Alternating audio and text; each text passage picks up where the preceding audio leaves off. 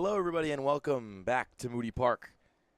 We're here to bring you Game 2 of the doubleheader between two ECCBL Southern Division teams. But this time, home and away have flipped. It is the Trenton Generals visiting the South Jersey Kings, although these two teams both call Moody Park home.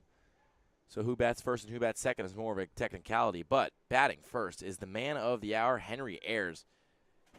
He caught last game. He's DHing this game as he slaps this one up the middle to shortstop. It's gloved nicely and fired across the diamond for a ground out. And to see Henry Ayers ground out, you feel like you've seen maybe even Bigfoot in the woods. Did the math. He is hitting 700 in the month of July, which is pretty incredible. It's just you see that number anytime, and you're kind of your eyebrows go up, and you're a little bit stunned. Yes, But some players get hot, and some players are Henry Ayers. That's batting 650, 700, unreal. So he is retired to start this thing off. It's Chris Wolf, the Florida Tech southpaw, on the mound for the South Jersey Kings to start this one. It gets the first out of Ayers, and that was ahead 0-2 in the count.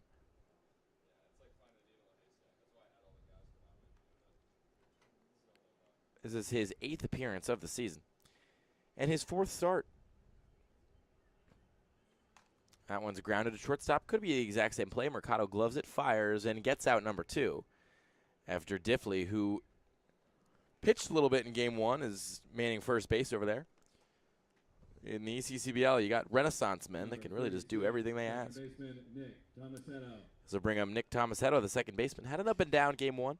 Had a couple nice pieces of hitting when it really mattered, but at the same time, struggled with errors in the field. Picked up 2 of them. So for Wolf now, just trying to continue. He has a pretty good ERA of 2.6. Didn't give up a run in his first 3 appearances, but has never gone deeper than 5 innings. That time it's a called strike on the outside corner. Longest appearance, he went 5 against Quakertown. Gave up 4 earned runs. He's only given up earned runs in 2 appearances, and in both of those, it was 4 runs a pop. So kind of, you could say boom or bust when you put out Chris Wolf on the mound.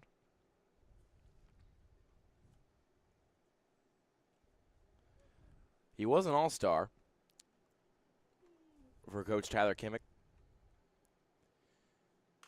as that one is hit high into left field. Moving back on it and under it is Giuliano. Pops the glove and makes the catch. And the side is retired. No runs, no hits, no men left. It's a 1-2-3 inning for Chris Wolf in his first inning of work. It'll be Raba, Inzilla, and Pedrick to lead things off with the South Jersey Kings offense in the bottom of the first. We will be right back.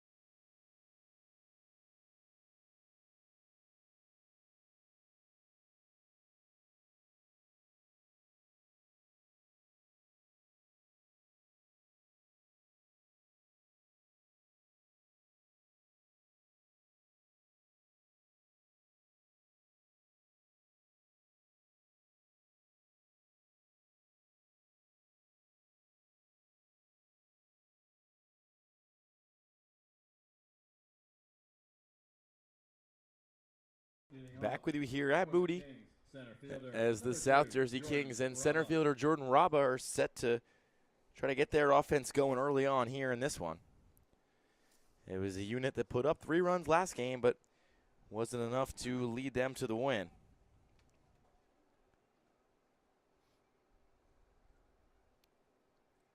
On the mound for the Generals, Dominic Williams in his 4th pitching appearance of the year and just his 2nd start.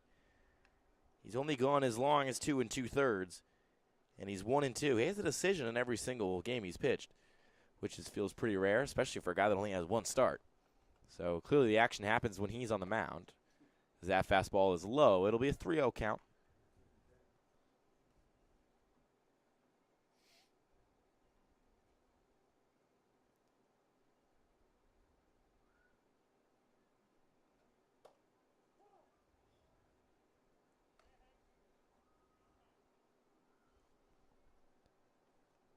Finally gets the called strike in there with the fastball, so it's 3-1. Williams is 3-1, skips past Raba in the dirt, and Raba will take his base. Dominic Williams, a Hartford Community College Owl, heading into his redshirt sophomore year over there. Number 33, second baseman, Dom Enzilla. Coatesville, PA native. He's doing quite all right in this past season there. 9.1 innings pitched. Really used primarily in relief, only went as long as 2. And that was the only time he went over 1. Didn't get a decision, but, had an ERA of 2.89. Not bad at all for, 9.1 innings pitched. Throw down on second base is not in time as Raba gets another stolen base. With 1 in this game and 1 earlier today, he's up to 12 on the year. Jordan Raba. And up now at the dish, the catcher Dominic Enzilla, who had an incredible defensive game last time out. Caught 4 runners stealing, caught 1 on a pickoff and 1 on a run down. As that one's outside for a 1-1 count. Enzilla committed to play at Wagner. Hails from Cream Ridge, New Jersey. And is hitting well this summer, hitting .327 coming into today. 1-1 to him is slapped foul.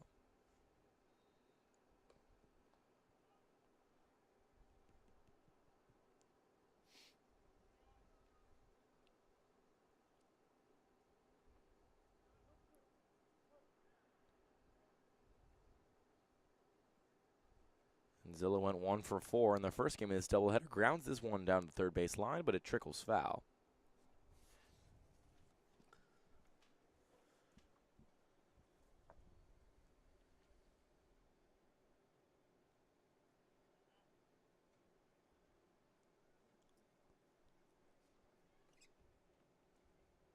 With Raba in scoring position, there's a chance for the Kings here to strike early with nobody gone and a runner on second. It's going to be up to Enzilla's bat to do that, the 1-2. That one's popped up. Sky high, under it is Sestawicki. Looks back Raba, and he makes the catch. As the first out of the second game of the doubleheader on the Kings side comes as a result of a Dominic Enzilla pop-out. Number 11, the DH, Andrew Pedrick. This will bring up Andrew Pedrick, starting at DH today. At least here in the second game. First pitch he sees is a ball in the dirt that he fans at. Another Hartford Community College guy going against one of his teammates here. You got to think there might be some bragging rights on the line here. Maybe a piece of pizza or a Coke. Always. Hopping out to a lead on second is Raba. Williams checks him. Fires that one in for a ball. Andrew Pedrick hit .266 over there at Hartford in his first year there. He's going over to play his second and final season at that JUCO. The 1-1. Swing and a miss there. Same pitch they got him with at the beginning of the at-bat, it seems. And Pedrick stepping back into the right-handed batter's box. As the sun hangs low in the sky, giving us some interesting lighting out there. The 1-2. Crack to shortstop. Coming on is Sestawicki. He gloves it, turns, fires, and makes the play across the diamond. And he made that play look a lot easier than it probably usually is. Yeah, especially with Rabo running right in front of him. Good job not trying to get the lead Number runner 31, in Rabo. catcher, Peter Longo. Just going. Not a routine play by any means, but good job getting across the diamond. Tracked the ground ball well. Loved it. Fired it over. This brings up this brings up Longo, who sees the first pitch go by for a called strike. Longo starting behind the dish for the Kings in place of Enzilla, who's DHing today. Or EHing today, rather. The 0-1. This one's popped up in the infield. Moving back is Lacara. It's in foul territory. He sees it, and he gloves it. And the side is retired. No runs, no hits, one man left for the South Jersey Kings. We're knotted at 0, and it'll be Ploppert, Inkalingo, and Canopizel to bring things off for the Trenton Generals after this break. Don't go anywhere. Hi, my name is Dr. Philip Glassner. I'm a hip and knee replacement specialist at Mid-Jersey Orthopedics. We're a multi-specialty orthopedic practice with offices in Flemington, Bridgewater, and Washington, New Jersey. We have 18 fellowship-trained specialists to take care of you from your neck down to your toes. We offer conservative management such as bracing, therapy, and injections through surgical interventions as well. Our goal is to keep you active and healthy and get you back in the game. We also offer on-site digital X-ray as well as MRI. We have evening and Saturday morning office hours to assist with convenient appointment times, as well as having walk-in appointments available. Call us or visit our website at midjerseyorthopedics.com so we can help you to live life better.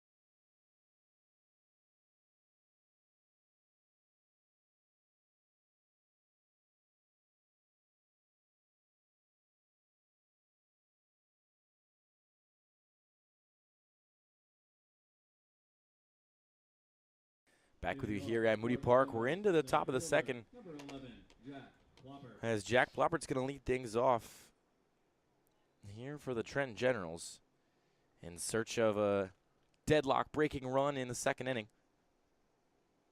after they got through the bottom of the third despite a leadoff walk for Jordan Raba. First offering of the inning gets the outside corner. And we've seen that backdoor slider being used pretty effectively so far today for the South Jersey Kings and for Chris Wolf. Yeah, he's been spotting it well. I don't think the Generals are seeing it all that well. And he's been using it to sneak a couple strikes in there, get ahead.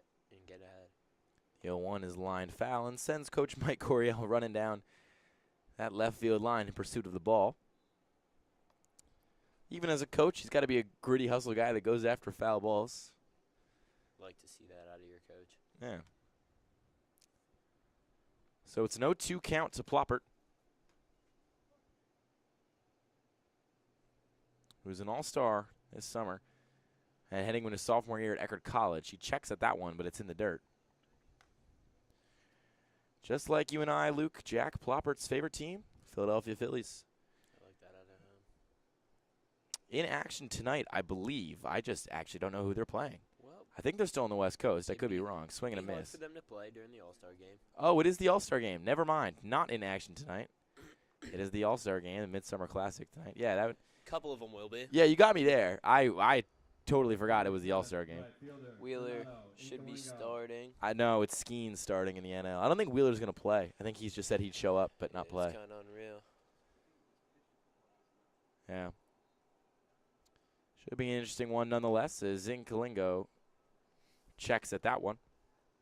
5-hole hitter for Coach Mike Coryell in this Trenton Generals lineup, and a real big power bat for him. His 6 home runs are second in team history for a single season. Sees that one catch the outside corner, but just miss, rather. So it'll be a 2-0 count to him. Home run derby participant, Danto Incalingo. But didn't win it. That was Jaden Shin of the Trenton Capitals. This time, Incalingo pops one up into right field. Moving back on it is Maxwell. He has it, and he gloves it. And there's 2 gone in the bottom of the top of the second.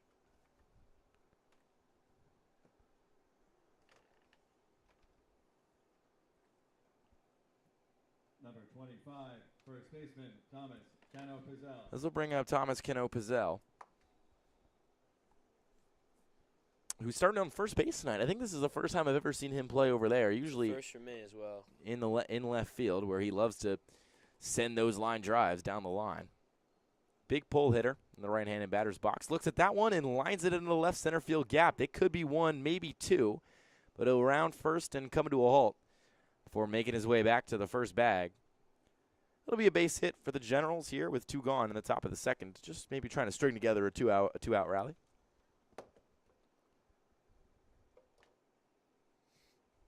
Number 14, third baseman, Landon Hallett.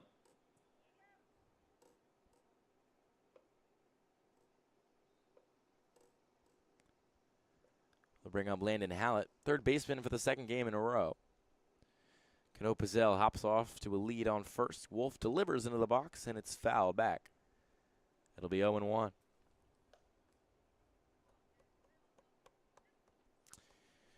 This is a pretty big doubleheader for the Generals, just records and standing-wise. The Mercer Mammoths really starting to separate themselves here in the top of the ECCBL South, but just kind of a dogfight down there behind them between teams 3, 2, and 4. As with a win here, the Generals would match the Kings in the win column and be ahead of them in the loss column, which would propel them out of 4th and into 2nd. A pretty big jump for them. This one's grounded to 3rd, though. Could be an easy play. Williams across the diamond, and the side is retired. The Generals pick up their first hit of Game 2 thanks to Thomas Cano Pizzell to the left center field gap, but don't do much with it. As Chris Wolf continues to be in control, we go to the bottom of the second. It's Generals 0, Kings 0. Don't go anywhere. The Kings nothing.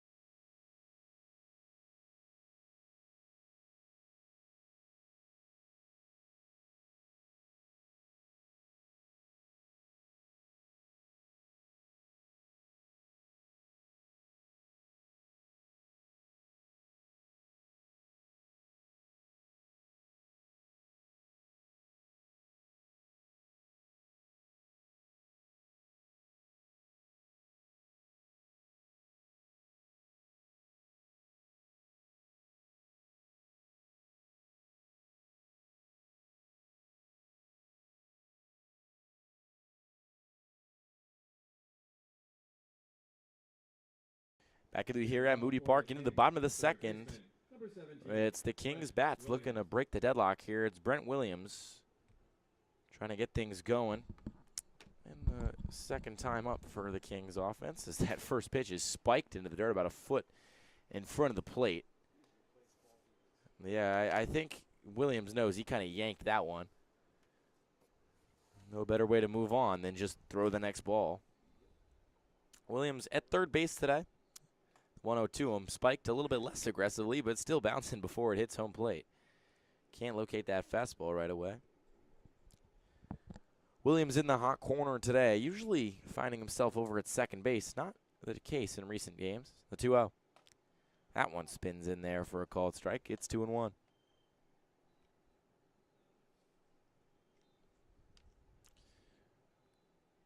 Elsewhere in the ECCBL, the Quakertown Blazers, the team in second in the Northern Division, took down the Electric City Express 11-3. Electric City just 5 wins on the year in their first season in the ECCBL.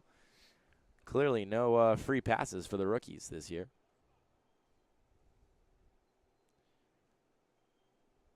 Three-one count to Williams. Against Williams, the pitch. Gets the outside corner. I was halfway through saying can't find the zone, but a little bit of a delayed call from our home plate umpire tonight. It's a full count for Brennan Williams. And the pitch. Just a little bit more outside than the spot before. Dominic Williams, not a fan of that call. Thought he found the zone on that one. Yeah, not a bad spot right there. Just a bit ambitious with 3 balls right there. So Zach Maxwell will be up for the Kings. And the first pitch he sees is a strike on a fastball that catches the outside corner. Maxwell doesn't appear often. More of a platoon player for the Kings. He's hitting 129 on the summer. Has just 4 hits to his name. And all 4 of those singles. Now a good time as ever to get his first extra base hit of the summer. Salmon knocks that one down in front of Lacara knocks that one down in front of the plate. It's Lacara behind the dish for the Generals. Cano, Pizzell, Tomasetto make up the right side of the infield. Sestawicki's at short. Allet's in the hot corner. Bischoff and Inkalingo in left and right field respectively. And Plopper, just as he was last game, out there in center, hoping to probably avoid some of the miscommunication issues he had with Inkalingo that gave up a run previous. As that pitch misses low, it'll be 2-1.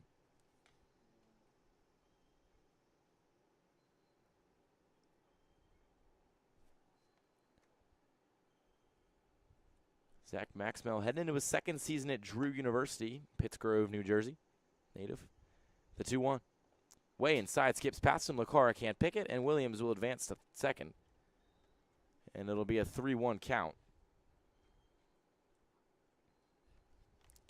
You know, despite his pretty mediocre numbers in the ECCBL this summer, not an easy out by any stretch of the imagination over there at Drew was Zach Maxwell. Hit .311 with an .803 OPS in his first spring there.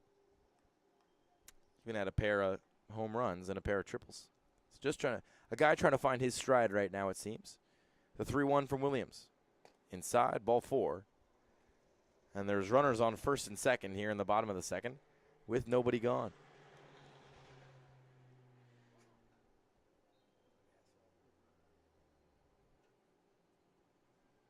As we're going to get a mound visit from the Trenton Generals pitching coach. Just trying to talk things over here with Dominic Williams.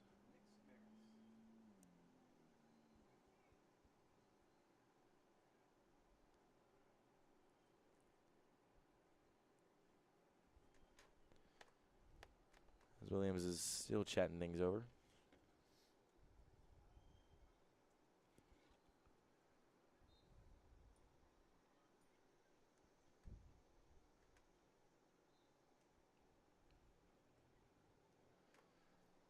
Hails from Coatesville, Pennsylvania, which is just to the west and the north of Westchester, where Westchester University is. You ever made your way to Coatesville, Luke? I have not, no. I have very little traveling experience within all of Pennsylvania. I mean, that's fair. Kind of after Philadelphia until you get to Pittsburgh. It's a lot of the same. Runners go. That pitch is inside. There will be no throw from Lacara. As now the runners go from first and second to second and third with nobody gone.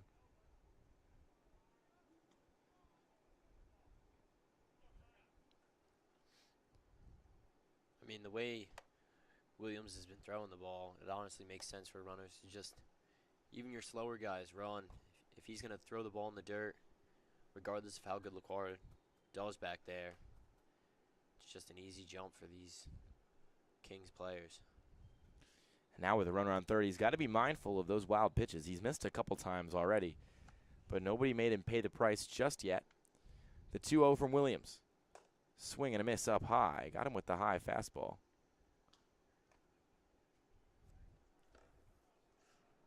After Mercado swung and missed at that, he like stormed out of the batter's box. Almost wanted to kind of erase all demons of what was a bad chase attempt by him. Kind of looking for something to hit and missed up high.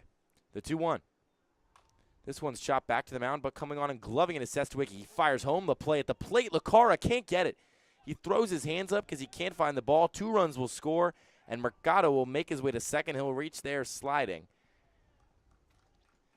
As the Kings net a pair on a risky throw home from Sestawicki. That would have been a really close play, even if Lacara kept it in his glove.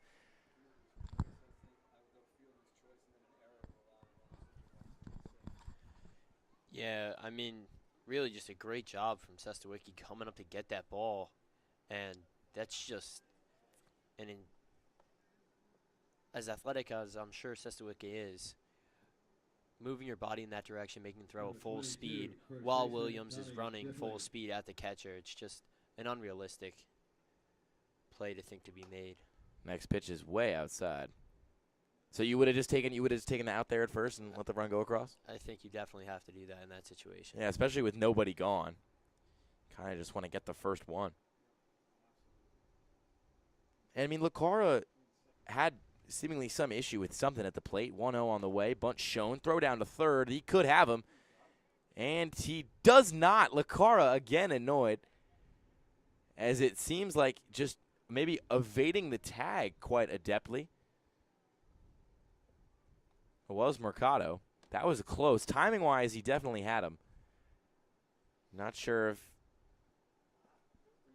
Mercado just did a good job getting around the tag, but like you mentioned, I mean, that's what you get for trying to gun the guy out at home. Not only does 1 run score, 2 score, and all of a sudden you got a runner on third and nobody out. Pitch in there for a called strike. It's 2-1. But yeah, I mean, it seemed like on that play at the plate, Lacara was a little annoyed, felt like the ball maybe got knocked out of his glove, but there's just going to be some contact down there. That one's popped up by Diffley. Coming in is Kalingo. He can't make the play on the dive, and the ball ricochets into the infield dirt. Mercado will score, and reaching first safely is Diffley. A tough play on all fronts. I'm going to call it a hit, but again, that kind of felt like a communication error more than anything. I'm stunned that Tomasetto couldn't just back up and get that. Yeah, I mean, the infield's in right there trying to stop them from getting the third run of the inning, and Tomasetto has a while to go, and he's backpedaling, and Kalingo's coming in. I'm sure he's calling him off because it should be an easier play, and it's just a long way to go for Kalingo out there. Pickoff attempt snared by Canopizel before it could be more dangerous, but Diffley ultimately doesn't do much.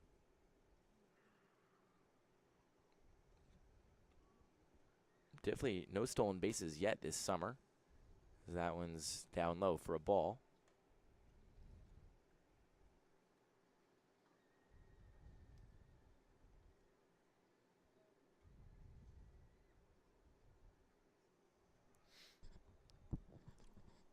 So Williams comes set against Matthew Giuliano. The pitch lined into the center field gap. This could get down, and it does. Cut off nicely by Ploppert. He prevents the runner from going all the way home. But on the throw, Diffley advances to third, and Giuliano makes his way to second. So once again, runners on second and third, and still nobody gone. In the bottom of the second, this is going from bad to worse for the Trenton Generals. Yeah, Coach Kinnick is definitely trying to put the nail in the coffin early. I'm sure he feels as though the last game slipped away from him. He came into that bottom of the last inning, up 2 runs, and Shank let up that triple to Sestawicki, and obviously the game ended up getting away from him. Sure, we're trying to make sure that doesn't have a chance of happening again here tonight. Yeah, and it's one of those tough situations if you're Coach Mike Coryell of the Trenton Generals. This is the 1-0. Gets in there for a called strike to even up the count of 1. Where you only have so many eligible pitchers because of the pitch count limit we have in Game 1. If you throw less than 30 pitches, you're eligible for Game 2 of the doubleheader. But more than 30 pitches, and you can't go out. As the 1-1 is fanned at by Raba. Yeah, we've seen Coach Coryell come in and pull people out for much more effective performances than what we're seeing here from Williams at the moment. It makes you question how many arms does this Generals team really have available. The 1-2 to Raba is inside. I'll make it a 2-2 count. And again, they've given up 1 hit and they've had 1 error.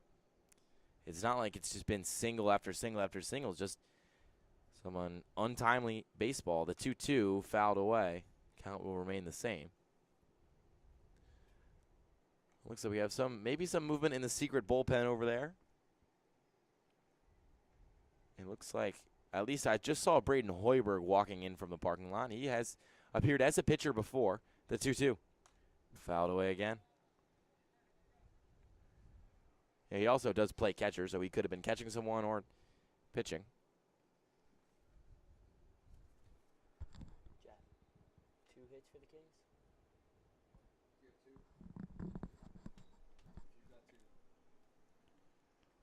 2-2 on the way. Raba watches it and watches it just miss outside. That looked like a good pitch from here. Yeah, I'm pretty stunned by that call. Coach Coryell not getting off of his bucket to let the umps hear it, but definitely behind those dark shades of sunglasses, probably not a lot of happiness in those eyes. The 3-2 way outside, and Raba walks. Felt like after Williams missed on that curveball, he kind of gave up on the at-bat. Yeah. And the bases are now loaded, as this will bring up Dominic Inzilla. 33, second baseman Dom Inzilla.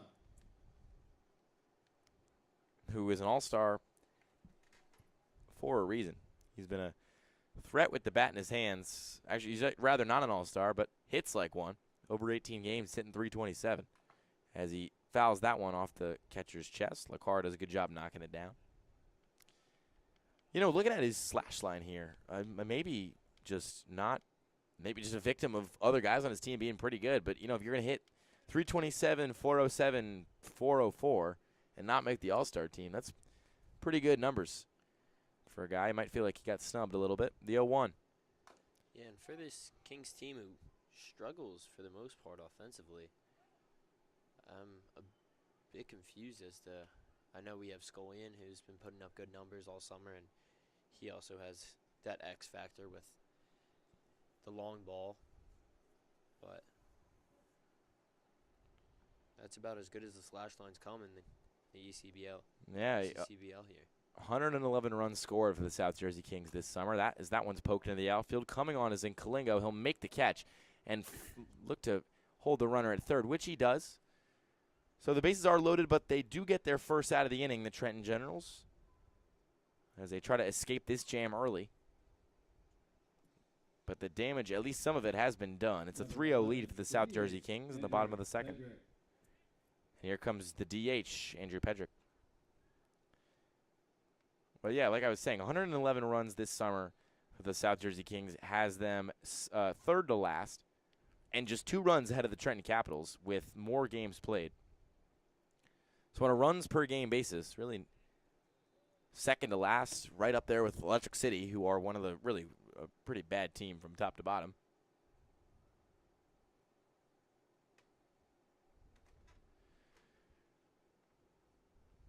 Williams is 1-0. This one's cracked foul down the right field line.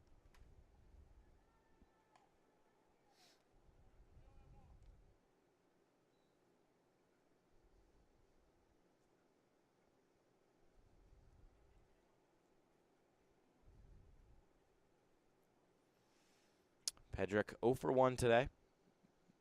Got out in that first inning of work. The 1-1.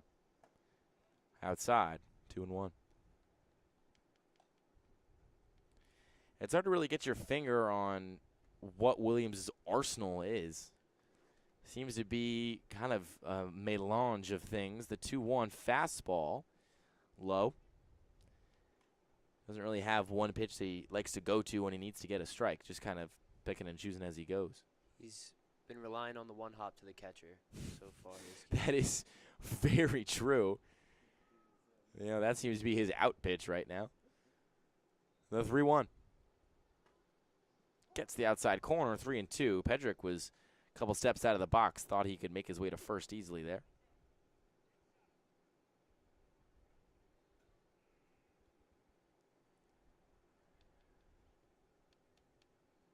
Three-two. To Pedrick. Bases loaded, count full. Williams kicks and fires the pitch. In the dirt, ball 4. And run number 4 will cross the plate in the bottom of the second as the Kings just piling on. And here comes Coach Coryell, and this could be it for Williams' night. You never know what Coach Coryell's got going in that secret bullpen behind the dugout. And if he's coming out here, it's usually bad news. And sure enough, an arm comes out behind him. Looks like it will, in fact, be Hoiberg to come out and get some throws on the mound. It exchanges a fist bump with Williams, who is done for the night after 54 pitches and 4 runs given up and 3 runners left on the bags with only 1 gone. Hoiberg is going to get some warm-up pitches, and we'll be back with you after this quick break. Don't go anywhere.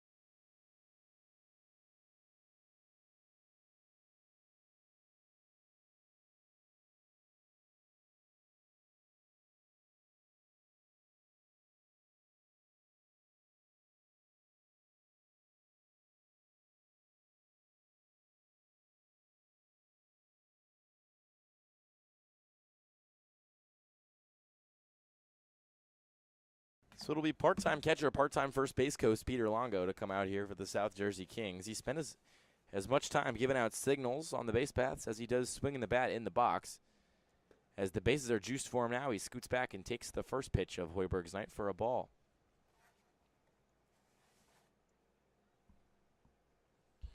We've seen Hoiberg come in relief a number of times for Coach Mike Coryell this year. His 1-0 is popped up. This could be out number 2, but it just trails foul and feels like it's about to hit us on the top of the press box. But it didn't, so it must have gone over our building. Hoiberg has appeared. This is his 9th appearance of the summer, at least on the pitching front. 3 innings against Scranton Wilkes-Barre on June 21st. As that one is laced deep into center field. Back on it is Plopper. He looks up and makes the catch for out number 2. Runner's going to tag. Plopper's throw to third is in time, and no run is going to score. What a play. Wow, what a seed from Plopper out there. On a line, hums it in from about 15 feet inside the 400 number. And what was looking like it could be an apocalyptic inning is capped at really just 4 runs for the Trenton Generals. They avert total disaster and trail by 4 as we go to the top of the third. A nice play by Ploppert to end things off. For the Generals in the top of the inning, it'll be Lacara, Bischoff, and Ayers to get things going, and we'll be back after this. Hi, my name is Dr. Philip Glassner. I'm a hip and knee replacement specialist at Mid-Jersey Orthopedics. We're a multi-specialty orthopedic practice with offices in Flemington, Bridgewater, and Washington, New Jersey. We have 18 fellowship-trained specialists to take care of you from your neck down to your toes. We offer conservative management such as bracing, therapy, and injections through surgical interventions as well. Our goal is to keep you active and healthy and get you back in the game. We also offer on-site digital X-ray as well as MRI. We have evening and Saturday morning office hours to assist with convenient appointment times, as well as having walk-in appointments available. Call us or visit our website at midjerseyorthopedics.com so we can help you to live life better.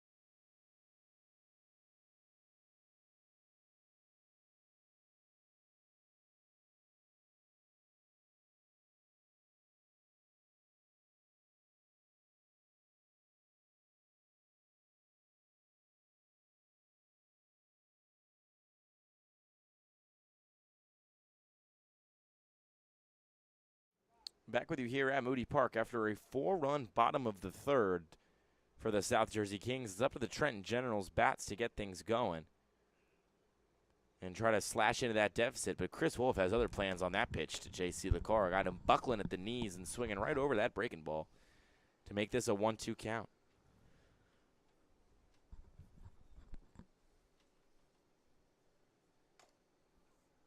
That one's fouled away.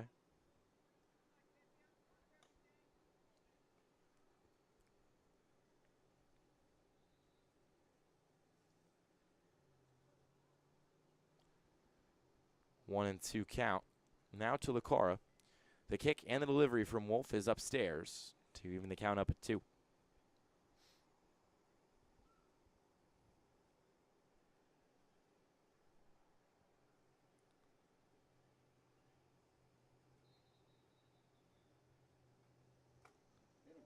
That one got a piece of Lacara's elbow, and he'll make his way over to first. So a base runner to get things going here in the top of the third, as the Gens are kind of going to take anything they can get right now, and a hit by a pitch is certainly something. This will bring up Bischoff, who has featured in left field for both of these games. As Wolf fires the 0-0 upstairs and then gets the piece of the zone. Yeah, I think Bischoff's Game 1 performance was kind of more the reason that we're seeing Keno Pizzell at first base right now. Bischoff able to just, his jumps look clean. He's making every play that he needs to and making him look just easy out there. And I think he earned his spot out there, and you want Keno Pizzell in that lineup definitely, so you're trying him out at first. 0-1 to Bischoff now. Like you mentioned, had a lot of strong plays out in the field in that first game. Still trying to make the same impact on the offensive side. The 0-1 catches the inside corner again. It's 0-2.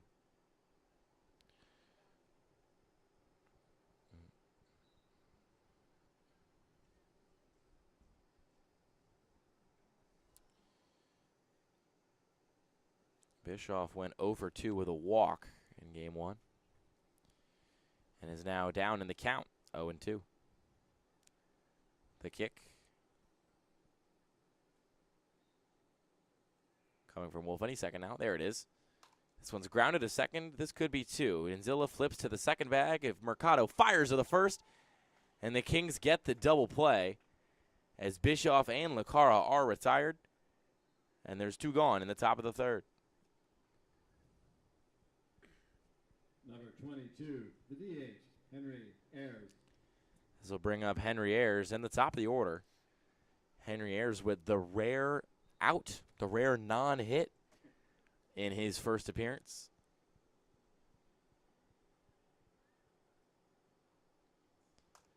Swings at the first pitch he sees and fouls it back. I will say this about Ayers, he does a really good job making contact and just staying balanced at the plate. He also does seem to swing at the first pitch every single time. Yeah, I think he knows that pitchers like to start off with a strike, and he's done a good job of swinging at that first one, trying to put it in play.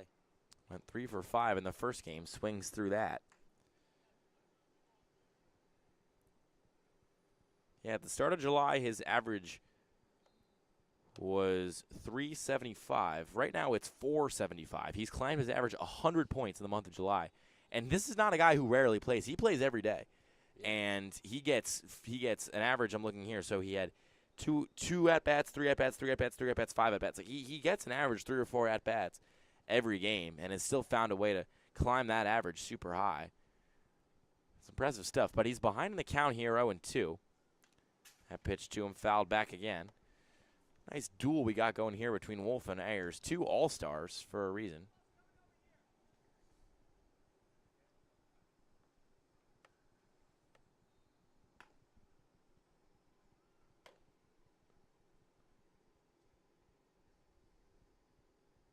As Ayers steps back into the box, down in the count, 0-2.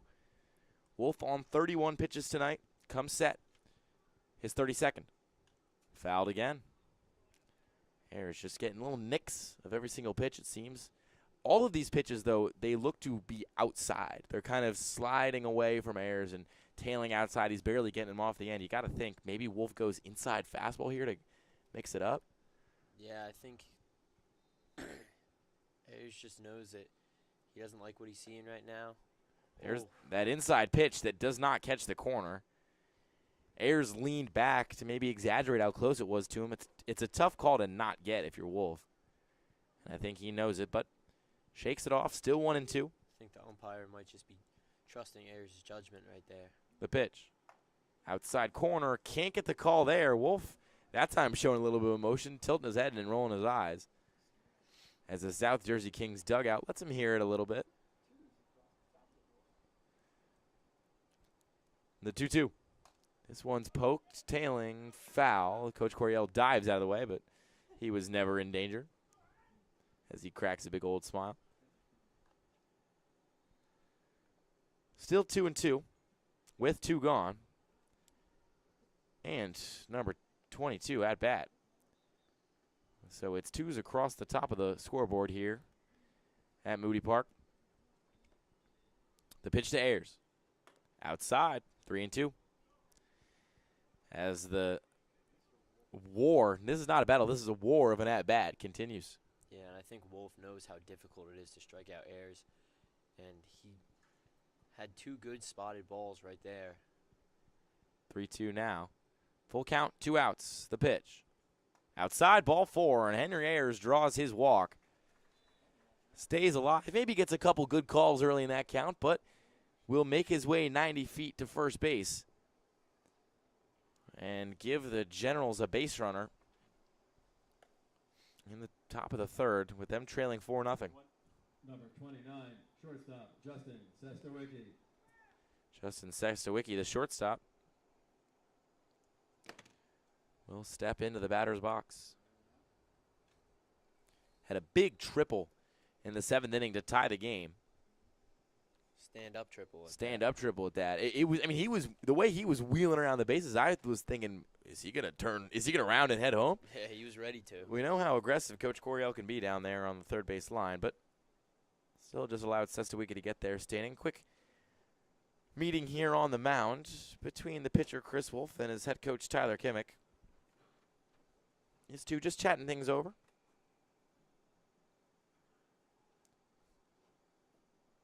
It's always nice to see guys like Wolf and Ayers go head to head and go toe to toe on the mound. Yeah, just a good battle between a great pitcher and a great hitter. Strength on strength, if you will. Yeah, I will. 1-0 count to Sestawicki with Longo behind the dish. The kick and the delivery inside. 2-0.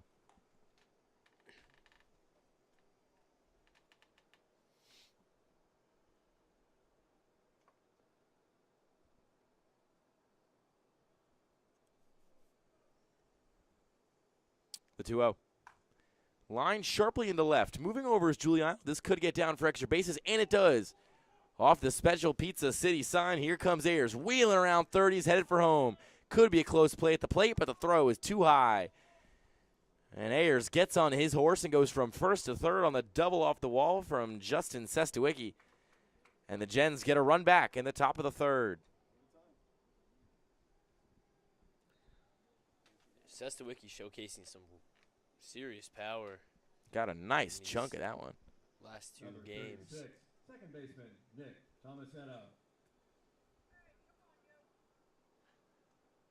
Tomasetto will step up now. I mean, you're no kidding. I mean, Sestawicki, a guy who hasn't hit for a lot of power all summer, gets a stand-up triple and a stand-up double in back-to-back games. That one was rocketed off the bat, and maybe a little more wind or a little hotter of a day. That thing could have carried, at least hit the wall on the fly. That one's fouled back. Yeah, not to mention some of his earlier at-bats where he's lining it and it's just getting caught. Yeah. Finally getting the placement as much as the power Exactly. to work to his advantage. 0-1 to Tomasetto.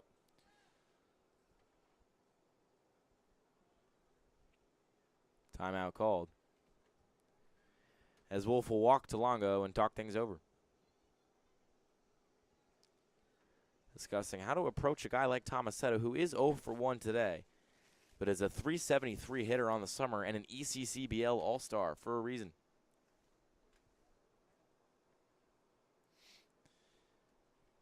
Heading into his sophomore season of NCAA ball, it'll be at Seton Hall University after he had a redshirt year and a redshirt freshman season at Rutgers, New Brunswick.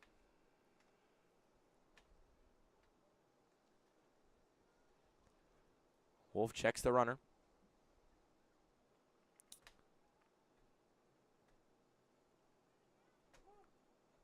Another timeout is called.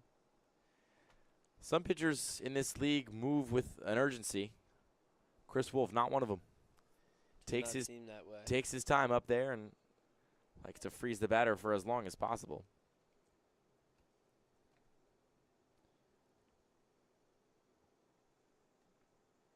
The 0-1 to Tomasetto. Misses high. It's 1-1.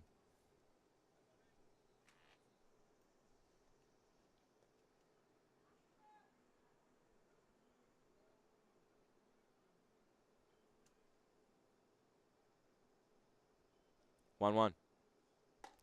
Outside, 2-1.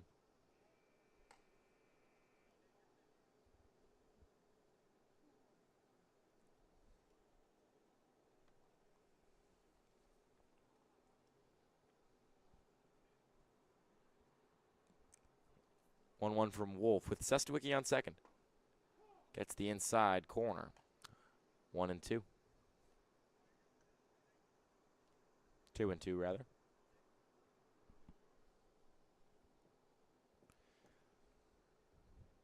Tomasetto at the dish. 2 balls, 2 strikes, 2 outs. And Sestawicki on second. Wolf checks the runner. His 2-2. Outside. Makes this count full.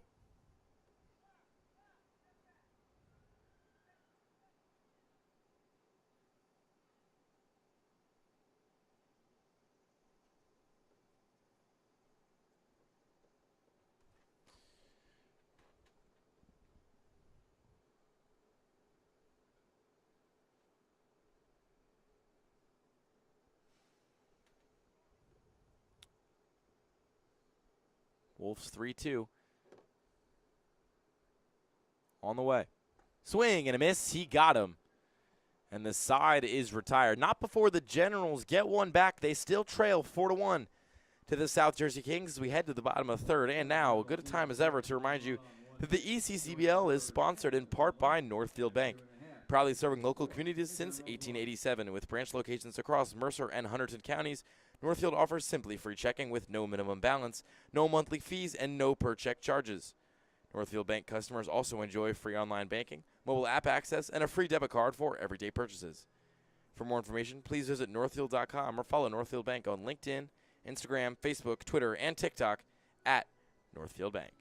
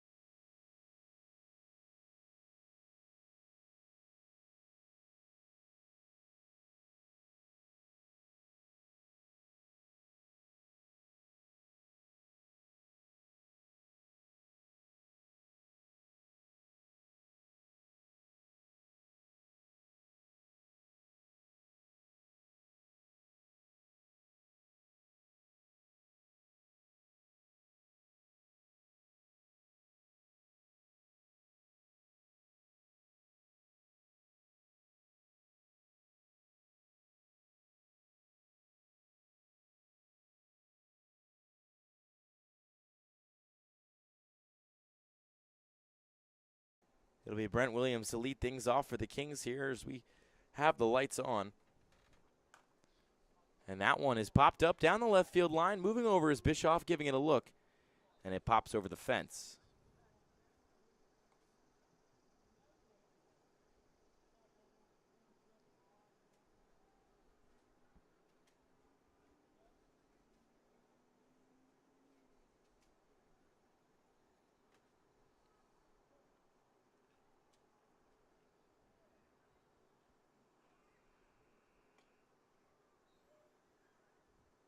Next pitch is a 1-1 count.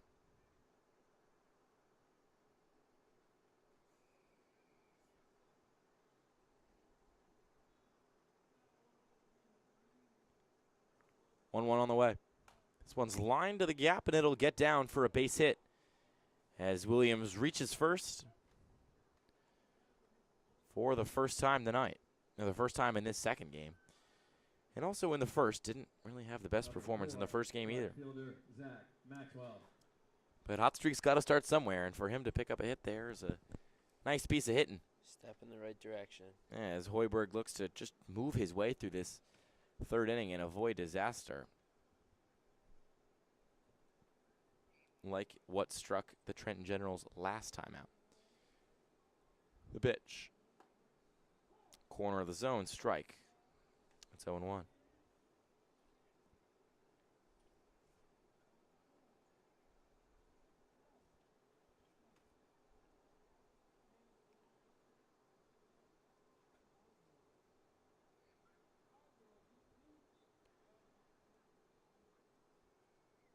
The 0-1. Outside and rather got the call. That pitch was so outside. Lucara was literally standing in the other batter's box when he caught it. I guess that was just one of the worst framing jobs of all time because to me that thing was way outside. The 0-2 on the way. Same spot, same result. Got him on the outside corner with the fastball. Maxwell just shaking his head, stupefied, if you will, as he walks back to the dugout. After going down on 3 straight fastballs on the outside corner. 0-2. Not 0-2. First pitch of the at-bat as it's called strike.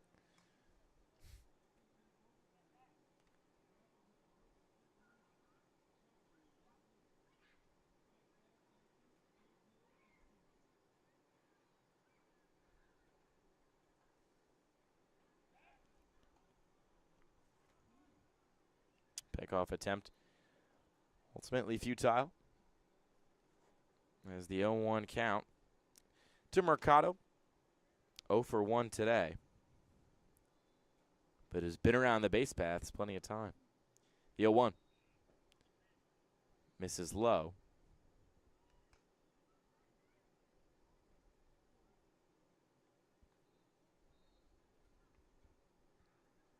So Hoiberg is at just 11 pitches so far. His 12th.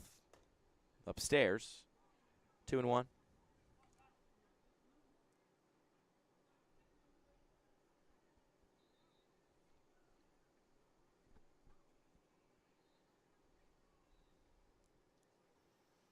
Hoiberg comes set, nods his head, fires the 2-1. Fouled away. Even up this count at 2.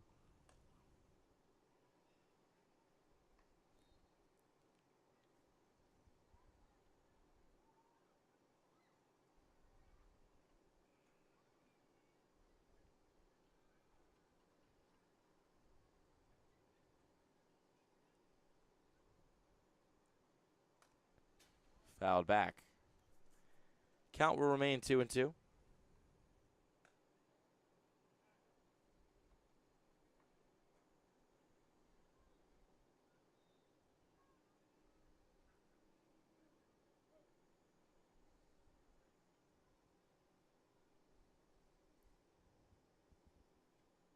The pitch, runner goes. It's a ball high. The play at second, not in time. Licora kind of sheds himself of his mask and shakes his head a little bit. That just looked like a communication error out there. You had the shortstop and the second baseman coming on to field that one. A seed from Licora, and I just don't think anyone knew who was supposed to be there. And they both just stood up, and I think one of them caught it instead of letting that go into the outfield. As that will be the fourth ball of the at-bat. So walking his way over to first is Mercado, as the Kings continue to just pile on here against Jen's pitching. First baseman, Tommy Diffley. This will bring up Tommy Diffley. Hasn't had a lot of hits this summer or even at-bats. Featured more as a pitcher than a hitter. But, you know, when it's game 2 of a doubleheader, 2 days after playing a different doubleheader, you kind of get whatever you give. As that one is in there for a called strike to open the at-bat. But then again, Diffley is 1 for 1 today. Even hitter just kind of gets everything to all parts of the field. He's hitting .269 on the summer, so perhaps I was short-sighted and hating on him. But he's got 8 hits. This one is lifted to right center, moving over and under it, and making the catch before gunning over to third is Ploppert, who we've already seen him throw down a laser so far today. That one probably scared all the runners back to their bases as there's 2 away. Number 12, left fielder, Matthew Giuliano.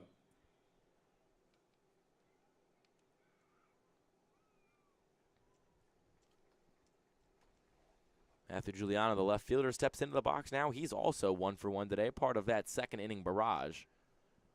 As we're into the third now, and he finds his way back to the plate with runners on first and second. Hoiberg's first offering, check swing, ball in the dirt. They're going to say he went around. So it'll be an 0-1 count for Giuliano.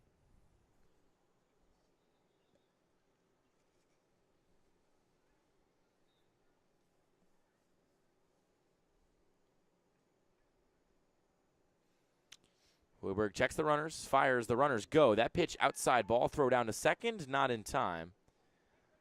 Licora, decent pop time on that, good pace, just couldn't place it in the right place.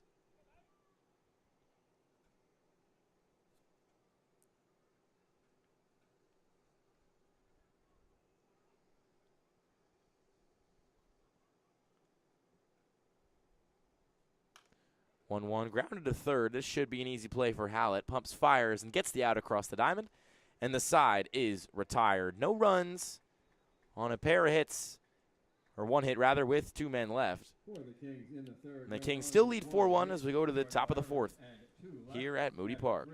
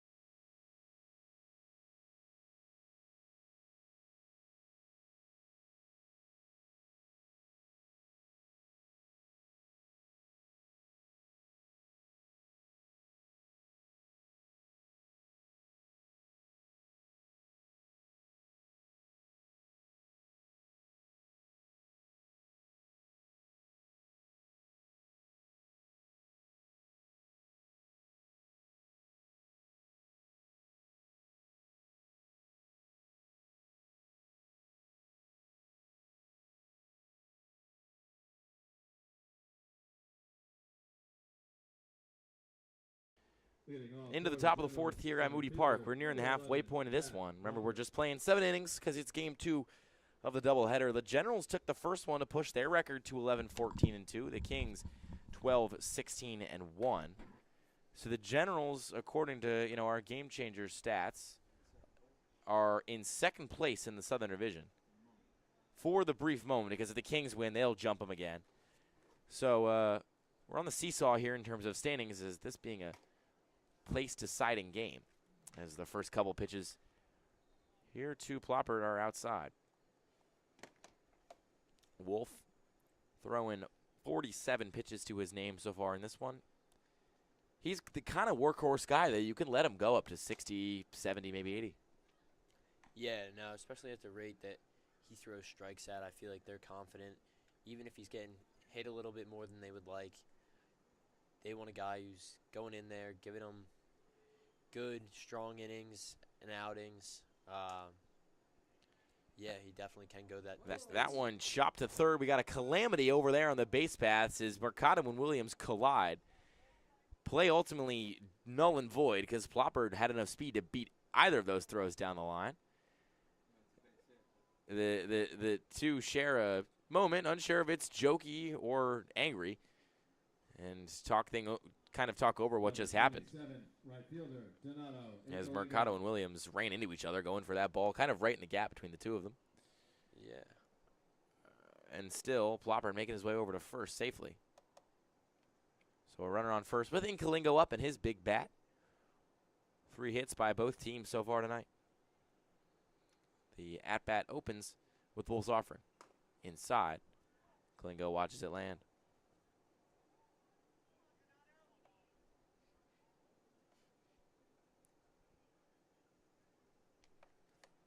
And Kalingo's 6 home runs this season is tied for the second most in a season in Generals history. Takes a big cut at that one, goes around, and it's going to be 1-1.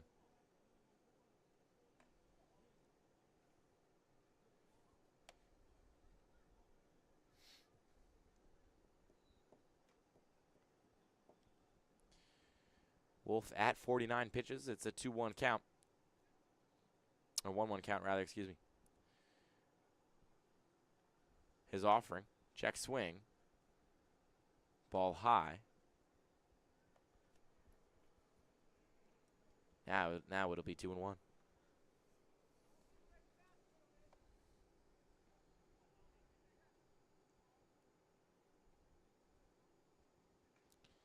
With the gnats buzzing and the sun hanging low, the 2-1 outside. So it's a hitter's count now to Inkalingo, who hit a double to center and a single to left. We should give him credit for a pseudo cycle. I don't know if he gets a triple and a home run in this one. Cycle in one day, even across 2 games. Not sure if that's an official stat, but I'll keep it in my memory. Wolf checks in the 3-1. Down low, ball 4. The umpire thought about it for a second, as Inkalingo was halfway down the base pass and then turned around and looked at the umpire with a look on his face like, was that a strike? Only for Coach Coryell to come flying in from the top rope over on third base, yelling at him to hustle to first. So Inkalingo makes his way over to the bag as there's runners on first and second with Cano Pizzell up and nobody gone in a game that felt like it's fully controlled by the Kings. And we've got a runner in scoring position, the Generals do, with one of their better hitters up in Cano Pizzell, who is 1 for 1 today, but is down 0 for 1 in the count after that pitch. Cano Pizzell hitting .313 heading into today. Honors college student over there at Shippensburg University, going into his sophomore season. The throw back to second, that'll skip into the glove of Mercado. Lucky bounce, to be completely honest, from Wolf. I mean, Yeah, he kind of threw that to nobody. I thought that was going straight into center field. And Mercado slid his way over and plucked it out of the air. Maybe saved a base. His Ploppert, fast and aggressive. And Kalingo takes his lead on first. The 0-1. Fouled off.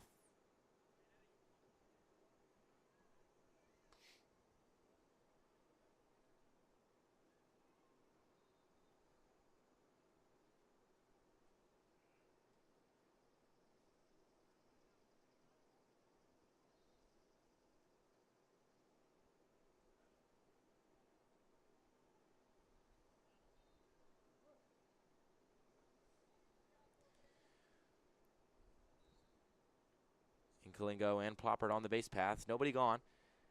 The 0-2 to Cano Pizzell. Soon coming is a balk, I believe, is called. No, late time by the umpire.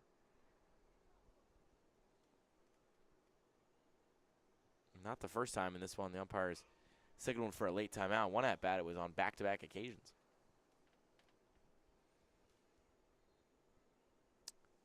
No balls, 2 strikes, 2 runners on, nobody gone. Wolf comes set, checks the runners, and delivers.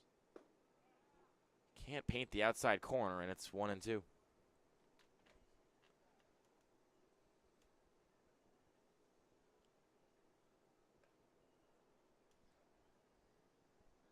Wolf not thrilled by this home plate umpire, it seems. I think he thinks he's painting his spots pretty well and just not getting the calls that he would like. So it's 1-2 to Cano Pizzell. The pitch. Fouled away. Count remains the same.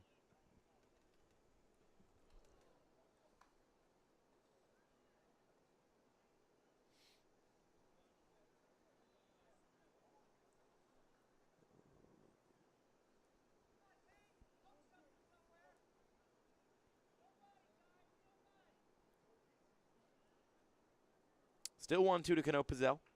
Kalingo on first. Ploppert on second.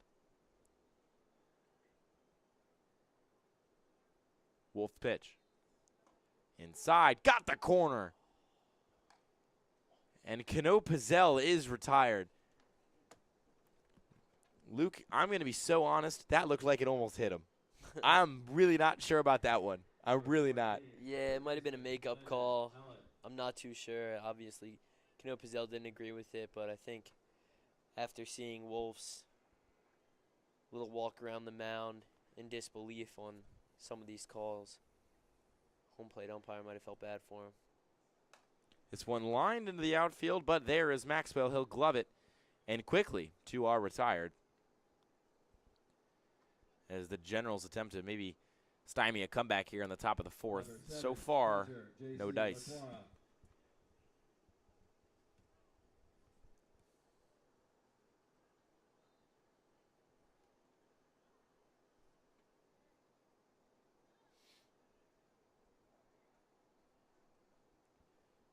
We have some movement in the King's pen, but with 61 pitches, and it seems for now like Wolf has somewhat gotten back into a rhythm. Oh. He's got him. No, he doesn't have him.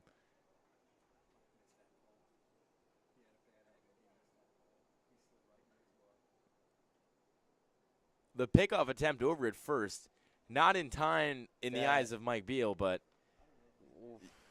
you and I, everybody up here in the press box thought he was gunned. Wolf is almost beside himself. Longo was walking the dugout, had to do a heel turn to get back in the boxes. Wolf calls a quick timeout on the mound. There was a tough angle to make the play, to make the call by Mike Beal, but he could have deferred to the home plate umpire there because Kalingo just literally stove into Diffley's glove. Let's see if the Gens can capitalize. The 0-0. Outside. 1-0.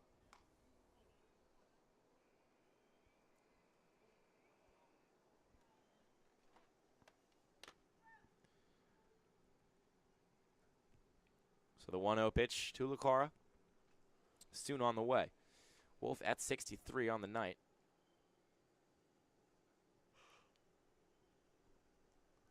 Kicks and fires.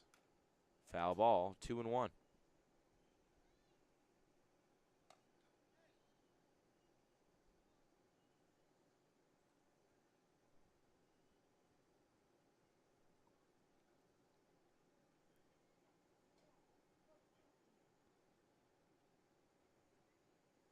Two-one count here to Lucara.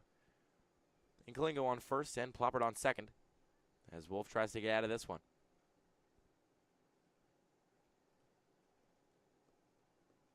Kicks and fires. Outside, can't catch the corner. 3-1 count.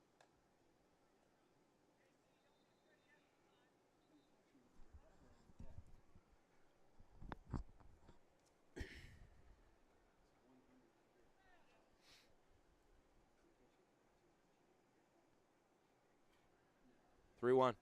Way behind the hitter as runners will advance, and the bases will be loaded after that 5-pitch walk. So J.C. LaCar makes his way over to first. And the bases are juiced with, Luke, a pinch hitter. It will be Luke Guire, pinch hitting for Alex Bischoff here. With the bases juiced. And, Bischoff, you mentioned it, really good fielder. Having a nice day out there in left, but just cannot seem to swing the bat very well right now. And when you're trailing by 3, you never know how many other chances you're going to have. Got your bases loaded. You're going to send up your all-star on Luke Guire. Number 24, Luke Guire. Yeah, just a shame for Bischoff. To not get this chance, yeah. Second time he's getting pulled in a clutch situation, but if you're not known to get the job done, you got to find your guys who have risen to that occasion before. That pitch is in there for a called strike to get things going, so it'll be 0-1 against Guire. Wolf up to 66 pitches already. Bases are loaded for Guire. The 0-1. Outside. Guire 1 for 2 in the first game, despite 4 at-bats. Pretty good day by his standards. Got a hit. Picked up a couple of walks. As he's bound to be a blue hen next year down in Delaware. The 2-1 from Wolf. Lined the other way. Going back on and under it is Maxwell. He makes the catch on the run, and that will do it for this inning. The bases loaded up by the Gens, but they cannot capitalize. Wolf will walk off the mound, and the Gens will put down their bats and grab their gloves. We'll be back with you in the bottom of the 4th as we cross the halfway point here in Game 2 at Moody. The 4th, no run.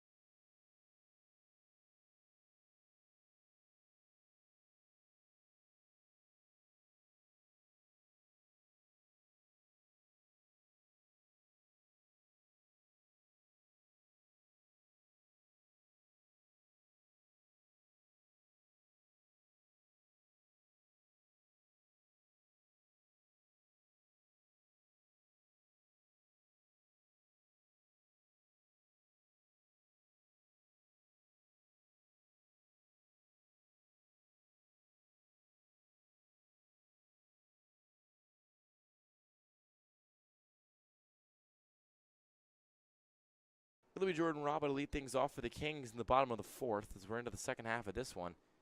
And Hoiberg is still out there and on the mound for the Trenton Generals, who, like we mentioned, might be suffering from a lack of pitcher availability as they just try to kind of gut their way through Game 2 here by whatever means necessary. First 2 pitches of this at-bat, around the same spot, but the second one a little more towards the strike zone, so it gets the call. It's a 1-1 count. Hoiberg fires. Can't get the call there. LaCar did his best to frame it.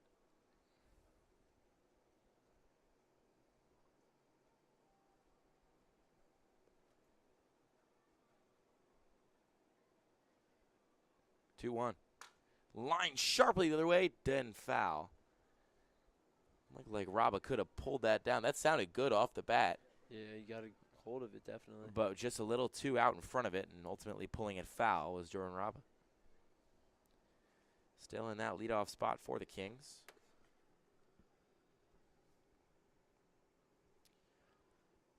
Hoiberg, his 2-2. Laced into center field, coming on is Ploppert. He will not make the catch. It bounces in front of him. And Raba is aboard in the bottom of the fourth as the Kings continue to just kind of get these runners on base as they look to extend what is a 3-run lead. Number 33, second baseman Dom Inzilla. Dom Inzilla out there at second after starting the last game at catcher. Will come to bat. 0 for 2 today, but an all-star this season due to as much his play at the plate. No, not an all-star. Oh, you're right, not an all-star. Again, I keep looking at his stats and how he's playing. I want to just write him in pen.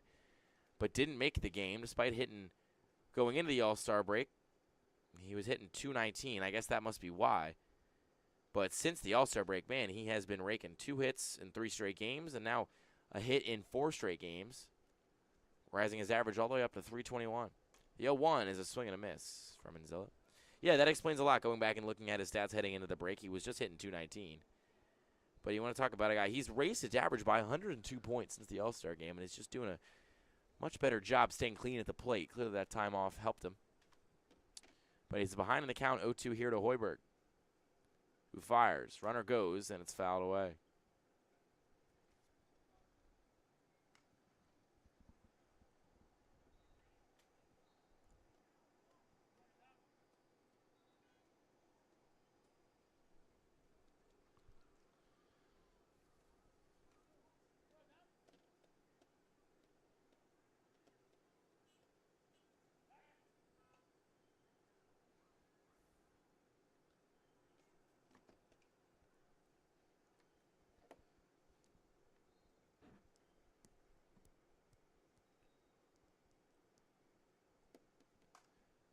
Fouled again.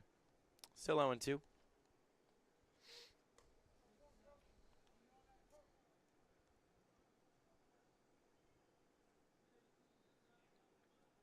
Inzilla at the plate, looking for his first hit of the night.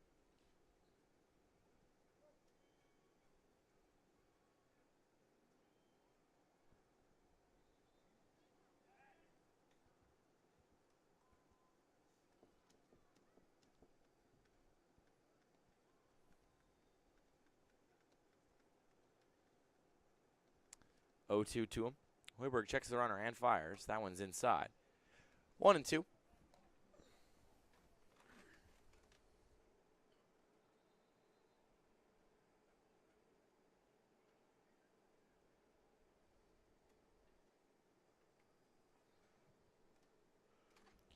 Hoiberg winds, kicks, his 1-2 fouled away. Count will remain the same. Hoiberg, one of those guys just like Wolf, really doesn't move at much of a pace, kind of takes his time, make sure to settle in and maybe do a meditation exercise before every pitch.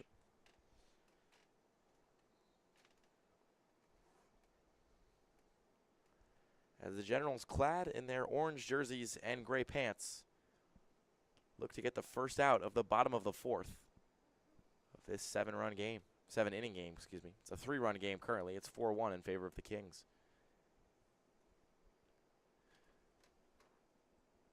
Raba hops to a lead, and stepping off is Hoiberg.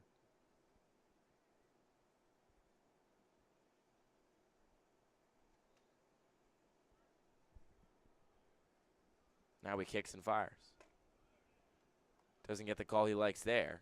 As Ploppert all the way out in the outfield lifted his arms like, what? Just reminds, it makes me laugh because I think of those videos you see of people at like Phillies games or Yankees games. Like, that's a strike, Blue. And then it shows you where he's sitting and he's all the way up with his back against the ceiling. This one's grounded to second.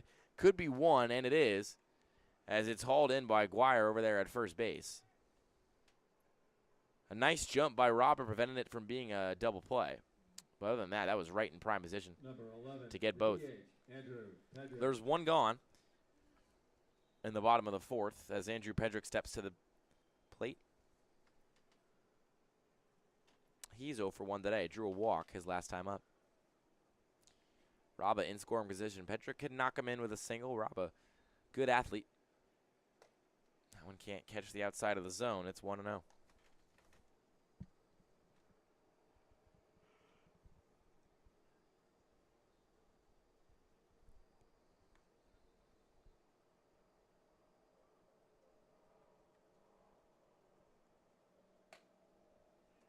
That one misses as well.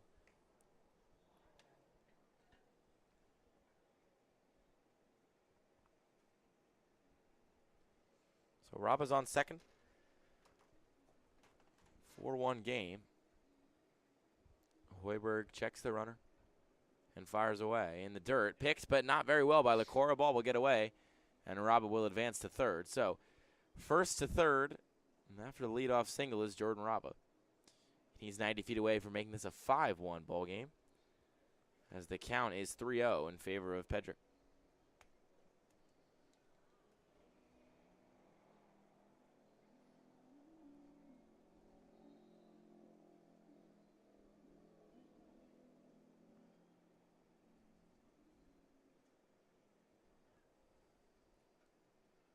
The 3-0. Line sharply into right field, and on one hop will be taken by Incalingo, so the run will score as the Kings take a 5-1 lead and remain in firm control of this one here at Moody.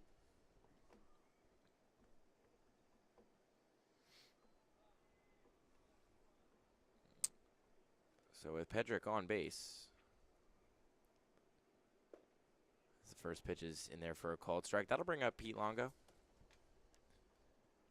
Hitting just 135 on the summer, the player coach is.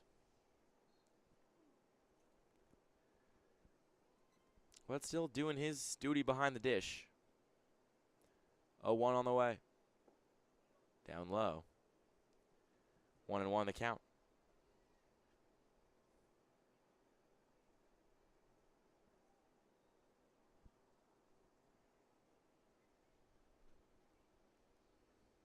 Hoiberg is 1-1. Fouled back. Shakes our camera. Hopefully not too bad. Let me check on it. It's a little askew. Let's see if I can fix this thing on the fly. Yeah, they don't call me a handyman for nothing. I'm just going to see if I can tilt that over there. Hey, that's a lot better. There you go. It's good efficiency. Yeah, you know me. I'm batting 1,000. Runner goes. The 1-2. Swung on and missed. Throw down to second. Not even close. That's going to go into the outfield. That could have been so bad. That could have been so much worse. Decent backup there by Plopper to see what was happening, but almost took off Hoiberg's head. the car is going to want that back. Oh, that feels like that could have been dangerous. That could have been like in Wii Sports baseball when you get the comebacker and it whacks right off the pitcher's toe, and you're like, he's dead. So thankfully, for safety reasons, Hoiberg didn't get headshotted. Hoiberg looked back at the car and he was like, dude, what was that? Eyes as wide as truck tires. His 0-0. Low for a ball. So the runner advances second, but the out is picked up.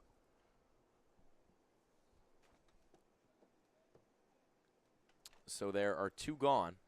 A runner on second. Next pitch, cracked to third base, and a tough play. Not easy to make, but it goes right through Hallett's glove, and a run will score for South Jersey. Pedrick rounded third and made his way home, as that's going to be ruled an error. And Williams now, impressively, 2 for 2, as he raises that average up after an 0 for 3 game the first time around. Number 4, right fielder, Zach Maxwell. This will bring up Zach Maxwell, the right fielder.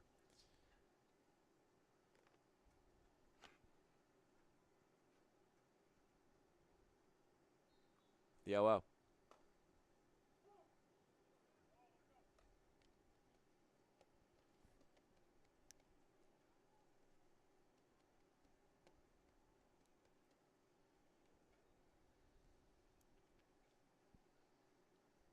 This one is hit high and hard into the night. Carrying back on it, Inkalingo looks up, watches it fly, and makes the catch a yard from the wall. A nice reaction time and jump by Inkalingo ends the inning, but not before the Kings tack on a pair.